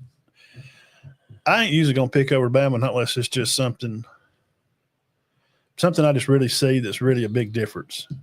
Some kind of really stout defense. Well, I know the way that I can get Bama to lose this game. And, I just need to go put about 400 or 500 on Bama to win, and Georgia will win the stinking game. Because I can't pick a game no more. Georgia fans will probably pay you to do that. I guarantee you they beat them. You let me put 500, and I'll give y'all. Let me put 5,000. Georgia wins that game. There's probably some Georgia fans that would give you the $5,000 and probably give you $100 just to bet it for them to win it. Because I think they're probably going to meet it again, and Georgia may get them an SEC title game. If they play twice, it wouldn't shock me if Bama beat them again. I'm sorry. It's the Michigan. Ohio State's going through the same thing. They're going through the same thing with Can't beat Michigan. Can't beat Michigan. Win national championships, but they didn't beat Michigan. Braves used to go through it with the Yankees. It happens. Teams, Buffalo's going through it with Kansas City. They cannot beat them. And in this game, how how much second half adjustment did you see that you thought, was it not enough adjustment, or, I thought he did fantastic. You talking about smart? Yeah. They just didn't finish it. I No. didn't like the play call on the fourth down. Nah, I know too. I mean, run Bowens. Yeah, well, They had trouble with him all night. Kirby defended himself on that one. He said, look, we run that against Tennessee twice. We run it in practice. We like that play, and Cash is a good ball player. He is. They said a rookie right tackle missed a block, didn't get his whole hand on old Pierre or whoever, or LT. Oh, Pierre's tough. And he slapped his feet. But I just think that the adjustment in the half was Georgia was getting their hands on the receivers better, because Ty missed 2 real bad passes. Throwed one out of bounds over there, and that was awful. Throwed one over his head. Probably the only bad pass he had. And the other one where he threw over his head over there. Well, but he threw over his head. Some people said it's bad. Well, I went back and watched it. I said that too, but I went back and watched it. He was anticipating, because the safety had already done come down. So he was anticipating him to get loose and go. He was trying to throw him open. Right. And he didn't get open because the Georgia guy jammed him. He threw one pass, and the announcer said, there's no way anybody could have caught that. It had so much heat on it. Dude, he throws no way. He throws the ball very hard. He threw it to the inside of Horton. Horton was the outside, and the DB was right on him. And there's no way you come. He had some NFL throws. Mm-hmm. I mean, small window type throws. Yeah. He really did. But yeah, hats off to Alabama. They played great. Yeah. Georgia did play great later. Yeah. It was too late. Well, they just keep starting slow. But that's part of it. They can't get off the field on third down. That smoked it right there. Bama was I'm gonna look it before I say it wrong. It's like 13 on third downs. It was good. 13 for 19. Yeah, that's unheard of. That's crazy. 70%. Georgia was they were both 0 for 1 on fourth. Georgia's 2 for 8 on third downs. That's not so. That means when you look at that stat, though, that means to me, when you look at that, they were in third down 19 times. That tells me that Georgia's playing pretty good defense to keep them in third down. Yeah. Is that not what you see? You get smoked by somebody. They don't have 19 for third downs. No, Georgia played good enough to win this game. But again, first half, the little things, man, these little plays. The first half, they just couldn't get it done. Just ended them. They couldn't overcome it. Look at this. But yeah, he was he moves in the pocket, and how he steps up. You can tell, he reminds me of the way he keeps his legs bent, his open pocket. Yes. He throws just like him, which is a great person to throw for 10,000 yards at Alabama. And that's crazy that. Look at that touch on the ball, back of the end zone, boom. It's crazy that the line, who's took so much heat from everybody, blocks that good against Georgia to protect him. Man, let's give them a lot of credit. Dog muscled. I mean, bootleg right there. There's no pressure. Stammered his feet. Bam. Horton for a touchdown in the back of the end zone. 7-0. First score of the game. 14-9. I'm sorry. Second score. How good would Miami be if Horton and Young still played there? Man, that's a busted coverage. So Georgia scored on. Did you see that move he put on him? No. Georgia scored on a busted coverage. So does that touchdown? Do you take that away? No, because they scored on it. They scored. Oh, he shook him. But I don't know the defense. But the safety crawled the wrong side. I believe that there should have been help over the top. Yeah, he went the wrong side. Oh, okay. Well, there you After rewatching it, I had to. So he just went to the wrong side. Yeah. And left him one-on-one. Yeah. Okay. And he didn't know that. He thought he had help. Oh, so it's okay to get shook a little bit because you can chase and you got help over the top. Yeah. What about this rushing touchdown down here about the 3? Ty just rolls out. Could have thrown it, but decides, hey, I'm going to take it. 3 touchdowns for him. Yeah, he had a good game.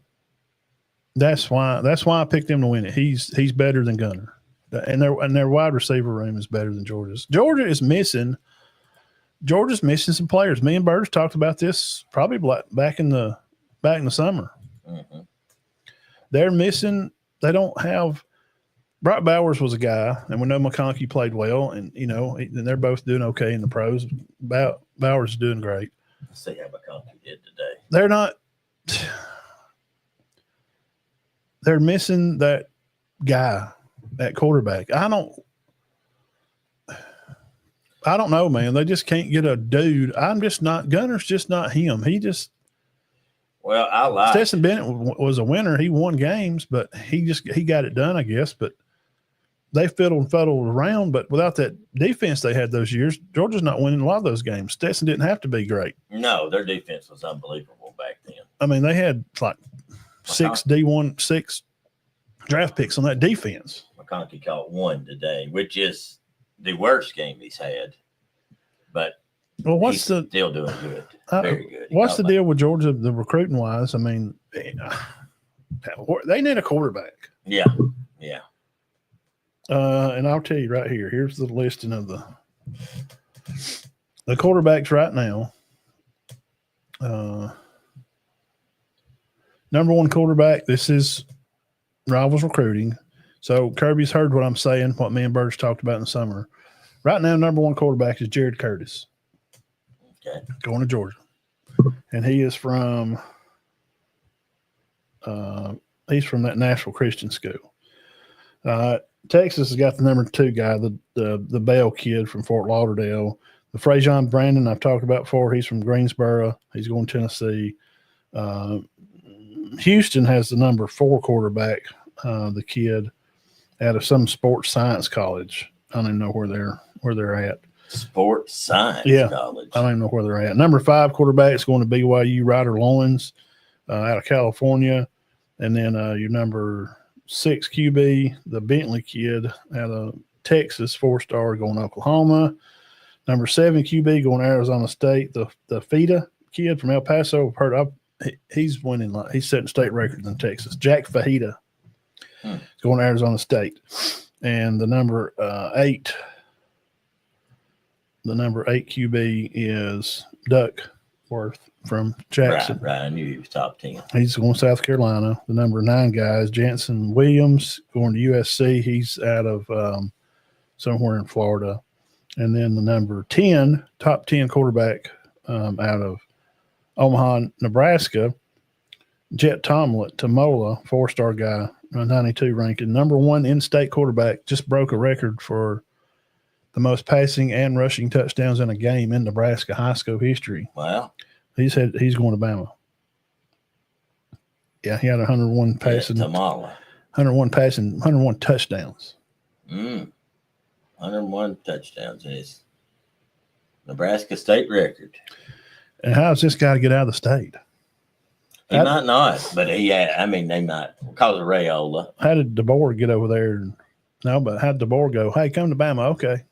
He might have said, hey, they got Rayola for 2 more years. You ain't going to get to play. Well, he ain't going to play at Bama. They got Keelan Russell. Well, yeah, that's true. And he's better than Rayola. So that's kind of the highlight of the game, I guess. If they play tomorrow,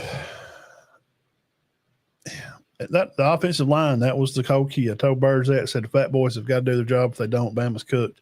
But they did. Mm-hmm. They did. They did their job. Former Arkansas head coach Bobby Trino, he'll be taking over as interim coach. Where at? Oh, at Arkansas. Yeah, I knew that was. We felt that was coming last yeyear. Pittman's a good coach, man. I like him. Saban tried to hire him as an O-line coach before he took the Arkansas job. Yeah, I like him. He's in over his head there. They got the toughest schedule in the country. I think anybody's in over their head over there right now. As far as we talked about yardage and stats and third downs and all that math stuff. Time position, Bama, won it by 10 minutes. Bama had 4 penalties. Georgia had 6. One of those being a guy jumping over the line, crashing himself pirate style into Jermaine Burton's helmet, not called for targeting. And then Bama had 4 penalties. One should not have been called because they did. Let me get on the soapbox. They did stop this is not called in the game. It's bullshit. No, it was not. Absolute horseshit. They called targeting, threw the kid out of the game, stopped the game. They called down to go review it. So here's what needs to happen. And I'm going to try to move on for this quick because it really teased me off. I'm sick of kids getting thrown out. When the running back lowers his head, blow the whistle, plays dead. That's the only way you can stop targeting. Because if the running back lowers his head, that's what he did. So when when the Bama defenders come in to tackle him, and he's going to put his head across the ball, well, running back lowers his head. That goes down about 6 inches, and guess where your helmet's going to go? Well, it's going to hit him right in his helmet. So the running back has all the control. All the power is on the offense. The defense has no power anymore. You just go in there and run the ball, put your head down, and just tell the ref, hey, he hit me in the head. Well, you lowered it in him. Well, it don't matter. After review of the play, we're going to throw this kid out of the game because the running back lowered his head into the defender. I'm sick of it. I'm sick. It's a bullshit call. It wasn't called on the field. It was not called on the field. They did not throw a flag for targeting. Nobody walked up there and said, personal foul, target, number 21. Georgia's lineup fixed to run the ball. No. They blow the whistle to stay, and everybody's like, what did they knew? Georgia call timeout? It was on a dive play.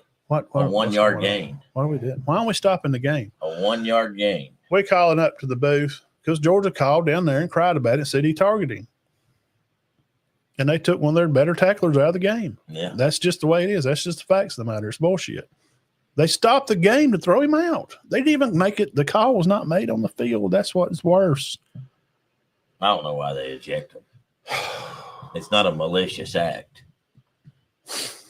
You don't get kicked out in any sport unless it's a malicious act. You get kicked out in baseball for throwing a baseball at somebody. It's when you hit somebody in the helmet. That's just playing the game. He's not a defenseless freaking player. The whole thing started to be to protect the defenseless. If he's got a football in his hand, he's making a football move. He's not defenseless. He's not defenseless. He's not defenseless. How many times I have to say it? If you got the ball in your hand, you're running down the field. You're a football player. Well, they just all going overboard. I mean, it was just to protect late hits, receivers from diving hits. over the middle, crashing the guy's skull while he's trying to catch the ball. Way leaned out in a bad position. He gets crashed in the side of the helmet. I like that call. I'm all for it. Well, the running back running up the middle of the field for a 1 yard game, and we're going to crash the middle. I'm screwed. I don't even know what probably throw somebody out every game. You could every play. You could really on a running play. But what pisses me off is the numbskull from Georgia flies in pirate style with his hands behind his back like this in the air, arms behind him, head down, and crashes Jermaine in the head. Yeah, he got a 15-yarder for piling on. Should throw him out. It's targeting. Yeah, that was targeting. He led and hit a defenseless player that did not have the ball, did not see a hit coming, wasn't expected to get hit. That's defenseless player being hit in the head or neck area. That is targeting. Not a guy running the football down the field. It's bullshit. I'm tired of it. And that is the worst call I may have seen ever in football. It was pretty bad. It's top 3. It's terrible. The reason it makes it top 2 or 3 is because the Georgia kid did it intentionally and hit a guy that did not have the ball. Now that's the guy you throw out. That's why that law was created. I call it a law. He's defenseless. Jermaine Burns just stand there, kind of just leaned over, pushing. He gets hit in the head. He don't even have the ball. He ain't even part of the play. And this clown show jumps over, and the refs let them by with it. That's what bothers me. Stop throwing them out because there's no consistency. A kid at Penn State gets his neck nearly broke. No targeting called.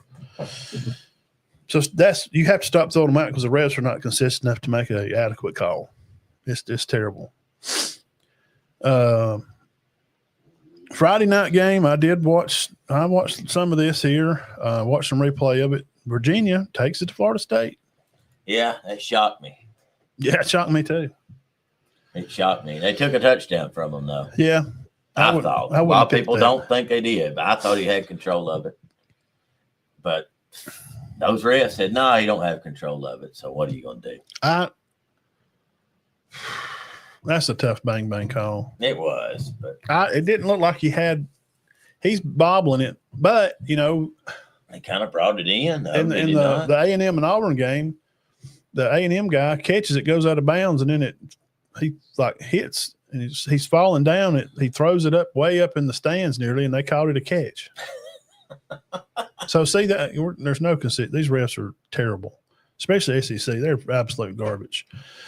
It took 2 overtimes. It took Castellano 2 picks to screw this one up, and he did. Florida State rushed for 260 yards, run all over Virginia. 250 passing to 229 for Virginia passing. The McCoy kid, Lane McCoy, watched him play some. He had 44 receiving. Robinson. But he's their guy. 9 catches, 147. He's the one that didn't catch that cleanly. Yeah. But, I hate that for him. They might not have won anyway. They haven't made it 4. They still had to get the 2-point play. Yeah. Florida State stumbles and bumbles. That's the only thing. You can't say they took the game from them because they might not have got the 2. All right. Yeah, Arizona State hangs on, beats TCU. Not surprising. TCU's not good. They're bad. Arizona State's bad. I don't know how they're ranked. I don't know why they even got them ranked. I'd ranked Auburn before I'd ranked Arizona State. At least Auburn has lost to some teams with some. Two good teams. Yeah, 5 and 6. Yeah, with a pulse. Ohio State goes on the road and, takes care of business. 2 field goals is all Washington could drum up. Their defense is good. They are, but they hadn't really played a top-ranked offense that we could see. We've looked at the top defense and offense. Saying throw for 200, 2 touchdowns. And Jeremiah Smith have a good game. Yeah, 81, 8 catches. Bo Jackson lead the team in rushing. He's back. God almighty. He can do it all. He's 57 years old. 36 years old. He rushed for 80 yards. Wow. Bo Jackson. 1 more year eligibility. I said he's the greatest. He's my favorite for sure. I think that seals it. He's definitely the greatest. Ohio State getting the job done. Not really that's not a big deal. Now Penn State, 2 overtimes. It also had a lot of good games this weekend, man. A lot of overtime. 30-24. The Ducks figured out Dante Moore was I covered him about 3 years ago at a high school. He's coming on. He is the leading Heisman candidate. I knew he was going to be great, but it took some time. You can find the video. I don't know. That's been 2 or 3 years ago. Yeah. Well, it's 3 because Arch Manning come out the same year. Right. Him and Archer same. He threw for 248, 3 touchdowns on the day. I will say this. He had a great game. It looks to me from the stats and holding Penn State under 300 yards that they won this game because of defense. 275 yards.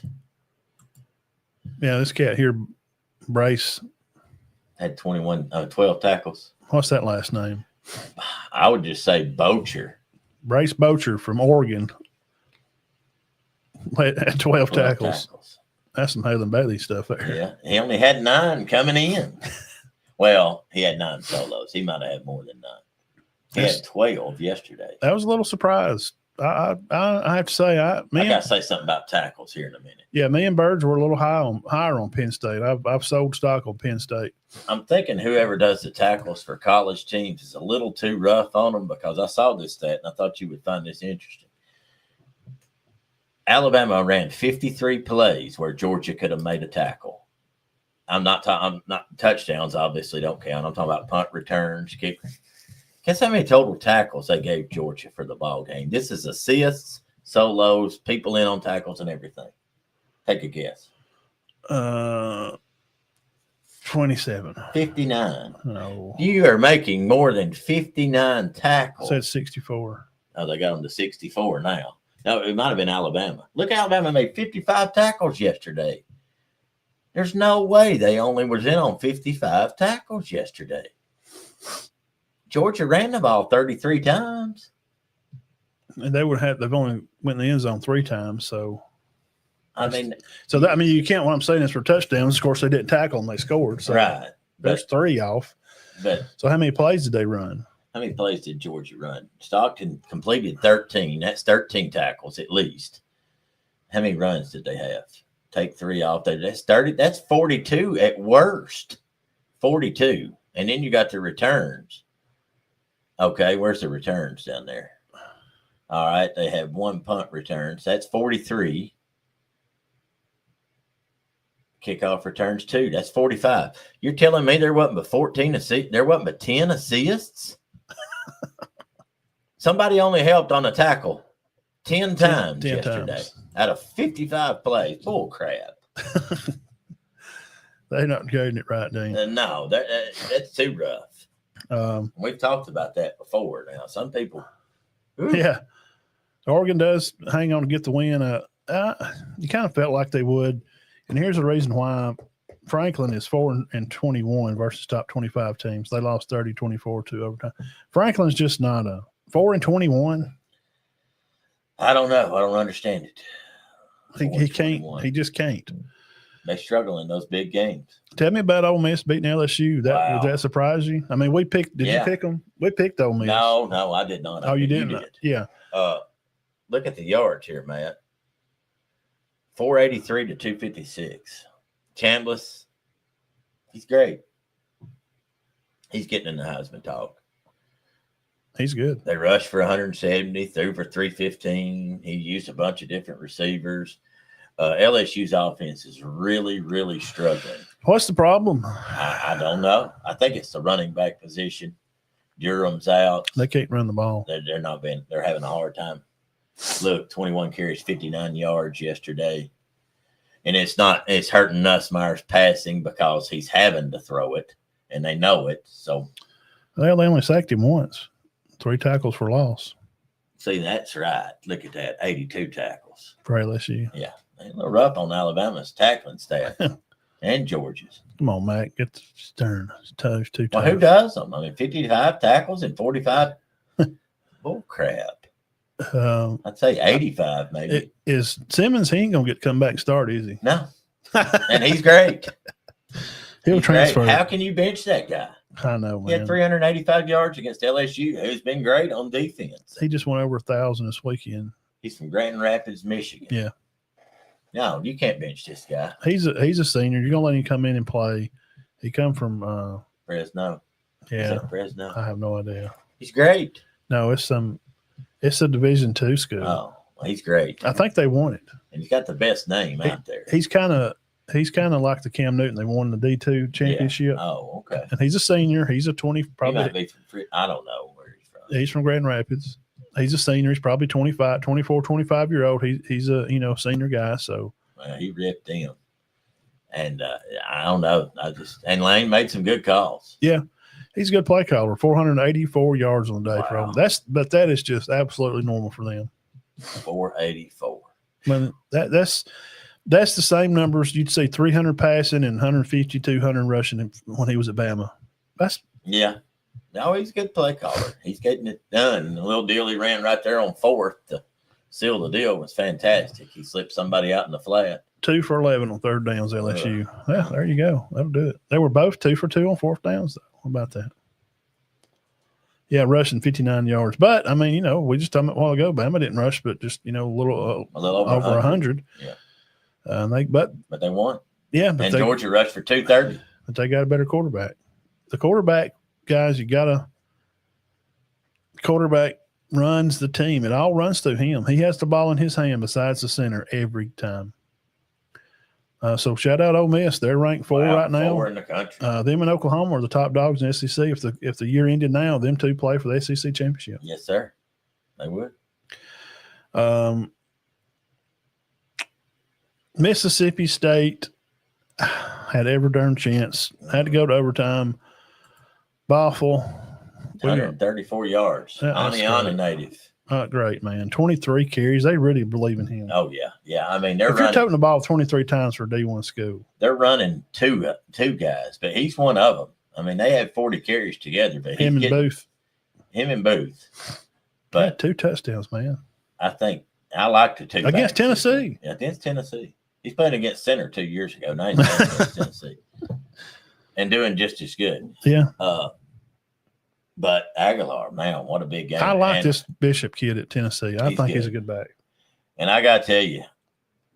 I like Joey. He's done a good job, man. I mean, he's just roping it right along, bro. This Chris Brazile, the receiver for Tennessee, he's good. Look at that. Another senior transfer. They're getting in these older guys. They're 24, 25. See where that Chris Brazile's from. He had 106 yards, and Mike Matthews had 118. Yeah, right. On the receiving. Yeah, you see him. He's the one that cut up Georgia. 105 yards. He's from Texas. From freaking Midland. Never mind. Okay, we get it. No one. Wait, 6'5", 200. He played at Midland. If y'all watch high school football. Midland Lee, ain't you? If you're playing Midland high school football in Texas, you're a good football player. You remember Friday Night Lights? They told that guy's out for the year with a knee injury. Are you from Midland Lee? You don't want me to play. You from Midland Lee? Those are real places in that TV show, and they're iconic. Well, but Mike Matthews, this receiver, 6 catches, 118 yards. Tennessee's, I was wrong. They're good. Tennessee's good, and Mississippi State is much improved. Yeah. We thought Mississippi State was going to be bottom dwelling with Arkansas. It turned out the bottom dwellers are now Auburn and Arkansas. Yeah. Auburn's now Vanderbilt. Man, they are. Yeah. I mean, the only thing, the saving grace for Auburn right now is who's beat them. They're 5-6 in the country. So you can always come back to that. Notre Dame trashes Arkansas, gets coach fired. Who they're going to hire, we don't know. Petrina's going to fill in. Notre Dame's better than people think. I'm telling you. I don't think they'll get in the playoff. They ain't no. They're going to probably win the rest of their games, though. They don't play anybody. Yeah. Like Oregon, their season's over.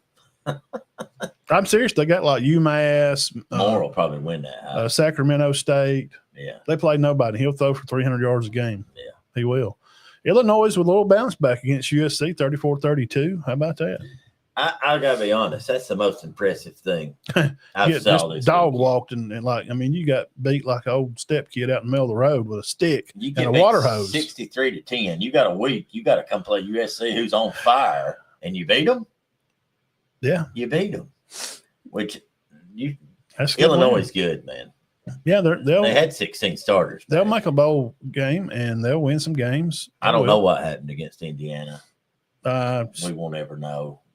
Georgia Tech survives again. Yeah, how about it? Marcus said he watched a lot of this game when he's at work, seeing it on the TVs up there, and he said that was a great game. So they went to overtime. I kept flipping it back and forth from that game to maybe Tennessee was on the same time, and they were both going to overtime and were trying to get to the Bama game. And I watched Auburn mostly. I mostly watched Auburn. He's got to get some mention in this Heisman. Georgia Tech survives. He's a stud. Hayes King's a stud. He had 400 yards. Yeah, I like it, man. He's a baller. He can play football. Let's see. He had 243. He had 350. 106 rushing. He's not even in the top 10 for the Heisman. 2 rushing touchdowns and 3 for 1. He's got to be in the top. He's got to be 3. I think him, Aguilar, Simpson, Marcel Reed from A&M. He's a good quarterback. Pavia. Ty Simpson. Dante Moore. Yeah. There's 6 Heisman guys right there. Smith, not Jermaine. Jeremiah. Jermaine Burden, you mean? Or no, the guy from Ohio State. Oh, Jeremiah. Smith. Yeah. He ain't getting no talk because they're just not playing anybody. Yeah. It's just a bad schedule. Yeah. Bad schedule. 212 yards by weight. They run the ball a little more than I thought they would. I think they're a little better than usual. Well, Robbie Ashford had a good game. I watched a good bit of that game, and he's played at like 8 different schools, so he's like 30. There's a guy from Lafayette. He's like 29 or 30, I think. Oh, is he 29 yet? Or is it really? Robbie Ashford.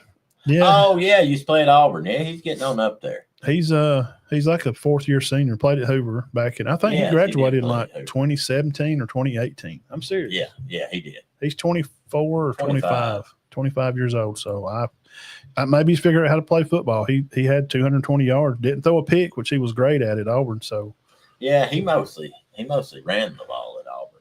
Yeah, he could come in at quarterback and run it. He could gain yards on the ground. He had a terrible time throwing the ball. Yeah, Iowa State hangs on to win. Indiana 20-15. Yeah, in Iowa. Quay Russo, Alabama Wolf positions out having foot surgery. Got that news earlier today. So I forgot about mentioning that. That's going to be another. That's 2 Wolf positions lost. 2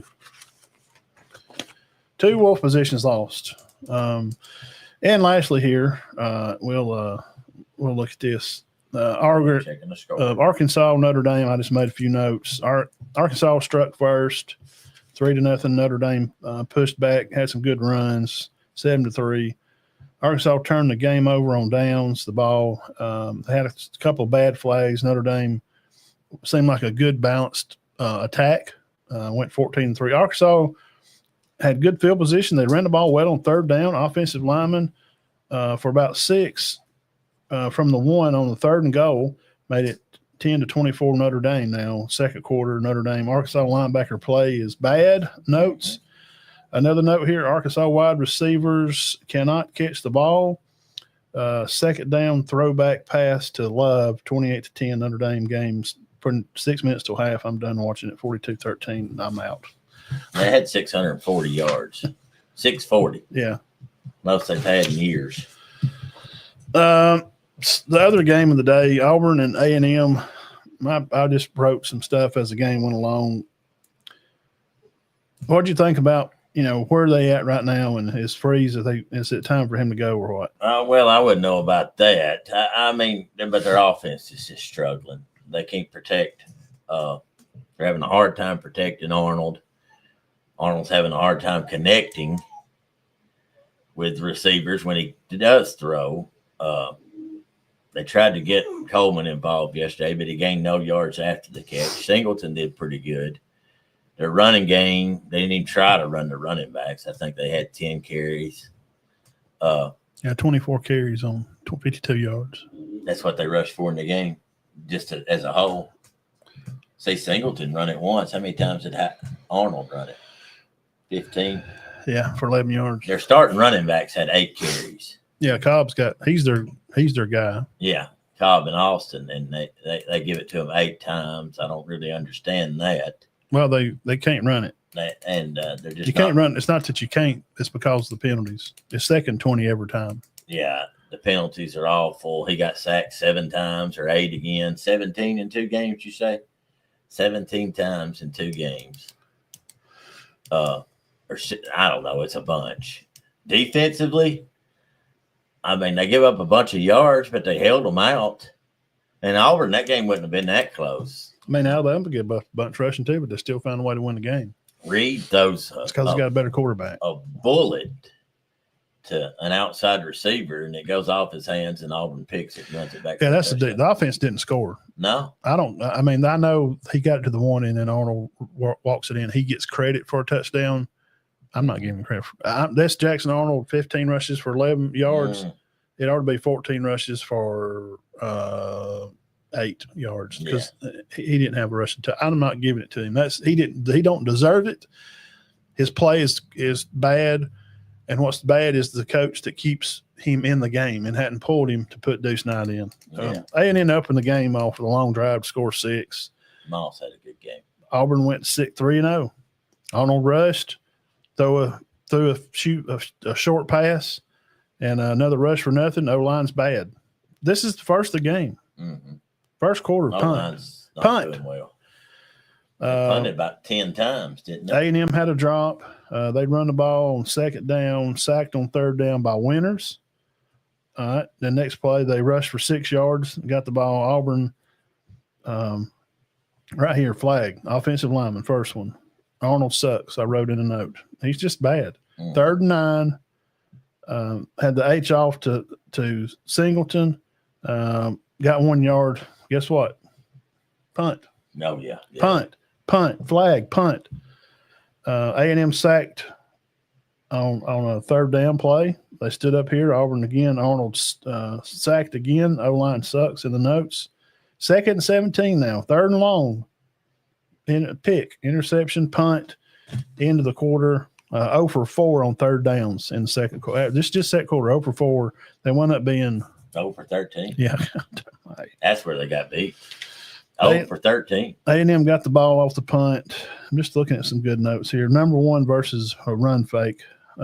Reed is not very accurate. They had to punt again. Singleton had a big catch down there up the sideline.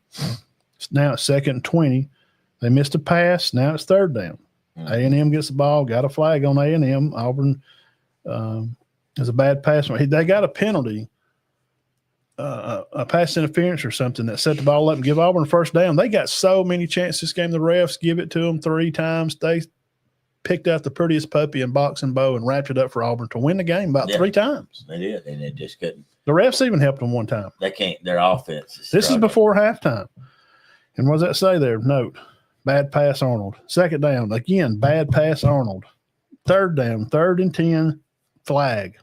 False start. The fat boy, the left tackle that they paid $1 million to come in for Virginia Tech. It's terrible. Wait just a second. I'm looking at a stat here. 7-3. A&M still up. 11 minutes till half.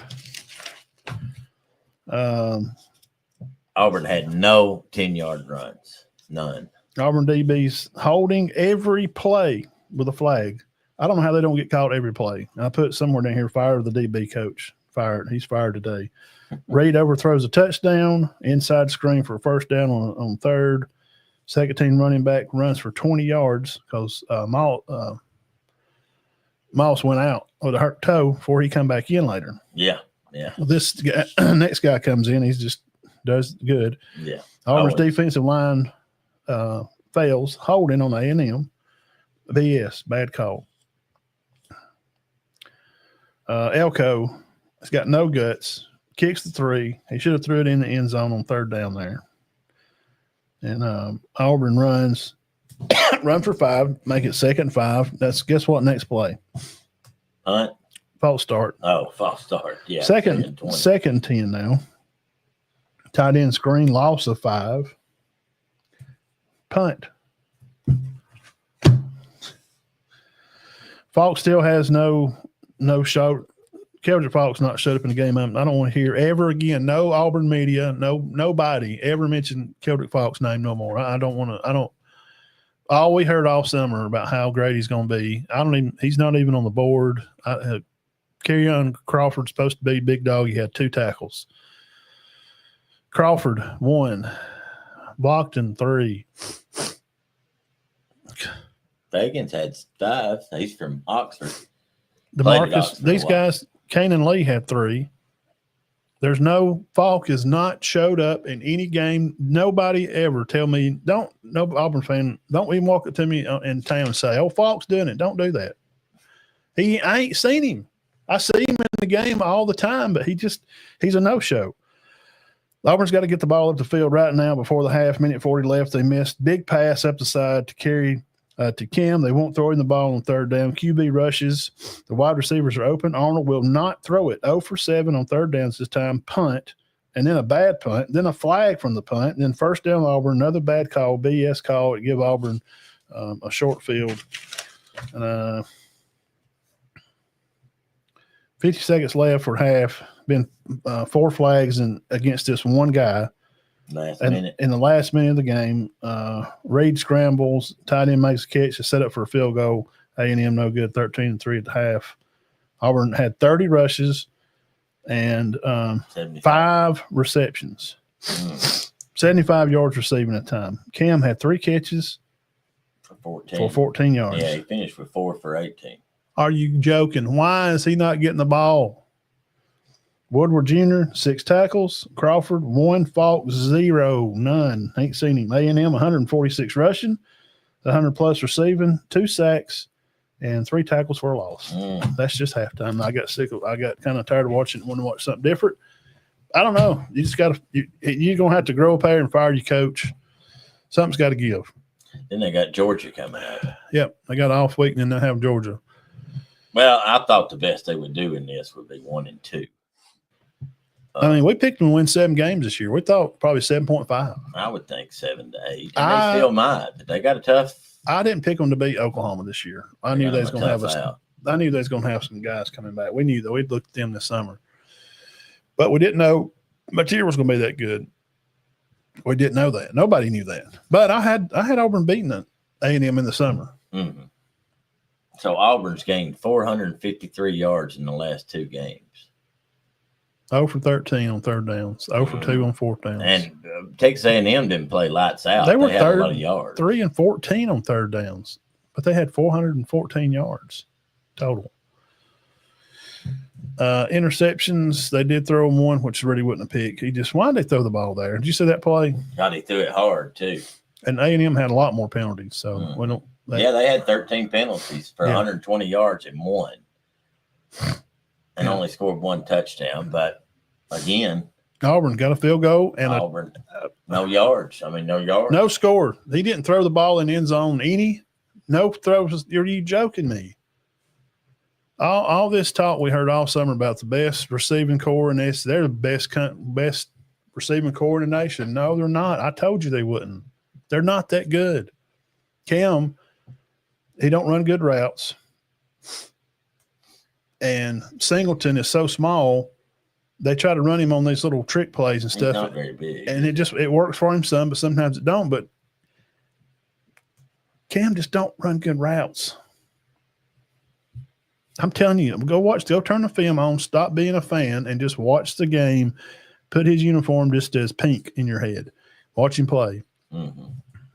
There's no reason that I'm not going to throw in the ball 10 times a game. But Matt, you just said that he's not. I didn't say he wasn't good. I said he just don't run good routes. Yeah, he's good. I mean, throw him the ball. I think he targeted him 7 times. Throw him the freaking ball, man. Golly, what is going on here? Throw Cam the ball 10 times a night.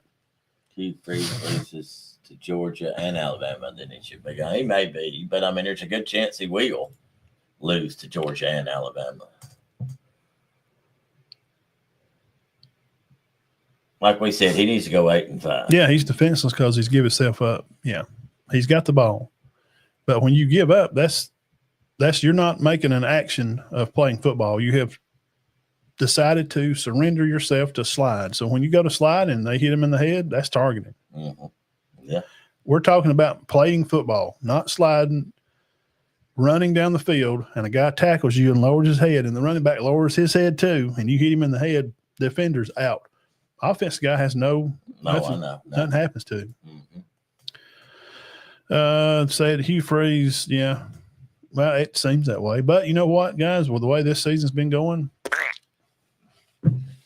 Auburn upset Georgia, kicks field goal, wins the game. I don't know. Then he's fine. I mean, we wanted rid of – I didn't, but we wanted rid of DeBoer. They've been screaming that last year. I mean, you can't – they won 9 games. We're supposed to win the title every year. Shut up. 12-5 at Alabama. He's beat Georgia twice. He's beat LSU. He's beat Auburn. I mean, that's a rival. He's beat them. He's beat Wisconsin twice. I know Wisconsin's not world beater, but I mean, come on. Yeah.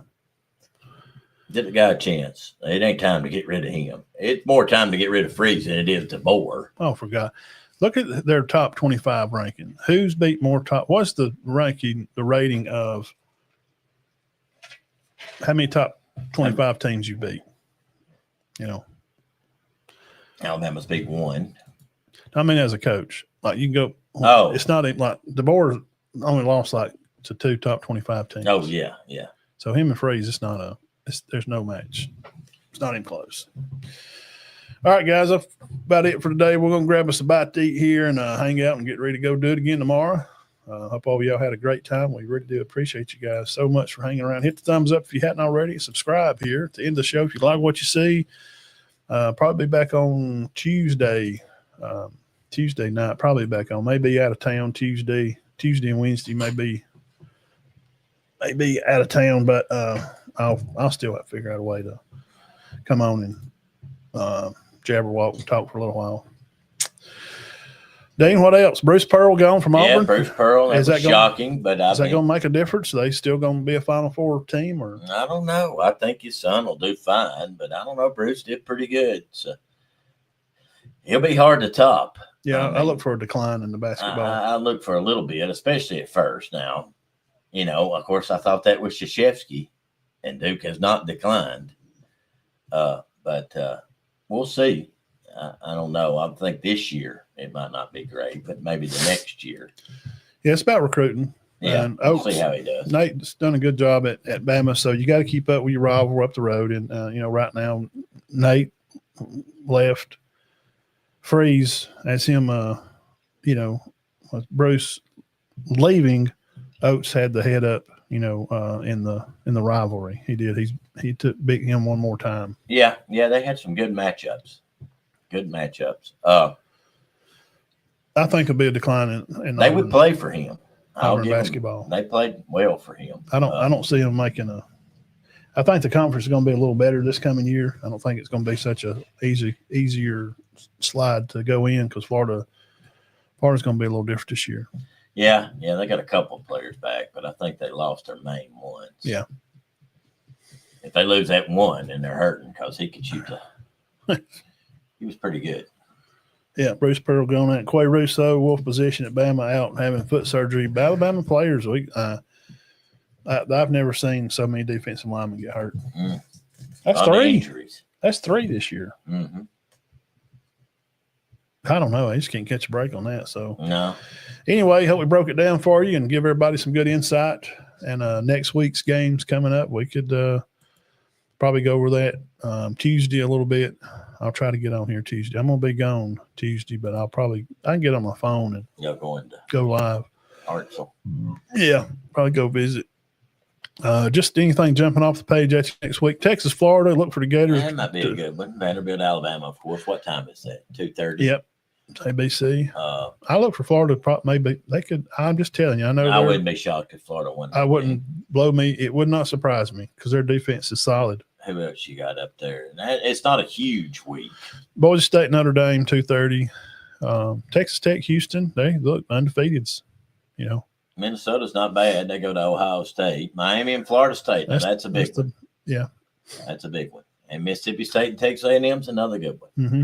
Yeah. It's not a huge week. They've got to kind of work out where you got big weeks, and then the next week's not so much. They got 4 good games this weekend. A few good ones, yes. 4 good games. Tech. The late game is Mississippi State at A&M at College Station. I think that'll be a good one. Don't be surprised this weekend if you see some like Florida State beat Miami, or you see Mississippi State beat A&M, or Houston's not bad neither. No, they're not. I like Texas Tech. Now Kent State's not beating Oklahoma. I wouldn't think.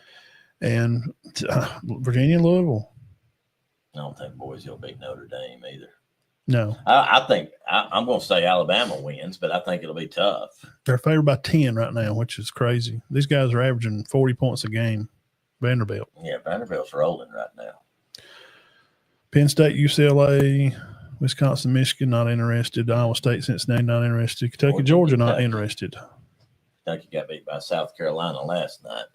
I think Georgia will bounce back there. Friday night game, West Virginia at BYU, not interested. No. So it's about 4 or 5 games on. Yeah, it's not a huge weekend, but there still are some good games. Bama's going to have to – they better get their butts. Yeah. I'm telling you, man. Ready. Pavia is no joke. No, he's not. He backs it up. If he beats Bama again, he'll win Heisman. Yeah. I mean, you know what? You know how they do it. Manziel, all you got to do is beat Bama Heisman. Yeah, he's in the talk now. Yeah. He's not number 1, but he is in the talk. Dante Moore is. Ty Simpson gets it done this weekend. Yeah. Pull the tide again past Georgia. Good job. So we'll catch y'all back maybe Tuesday night. I'll try to get on. I will. I know I'll get on. I can pick my phone up and talk about Alabama Vanderbilt. Yeah. Auburn is off this weekend. And Georgia got Kentucky. All right. Y'all have a good weekend. Be good. Have a good week. Don't work too hard tomorrow. Jack, he's pushing the camera. He's ready to go. He's ready to get off. He's like he knows we're getting off. Yeah, he knows. Yeah. Dogs are smart. 2 hours in, he's ready. Yeah. All right. So y'all have a great week. Congratulations again. Ben Baker, number 4 over at Spring Garden, Big Diamond Player of the Week. Good job, Ben.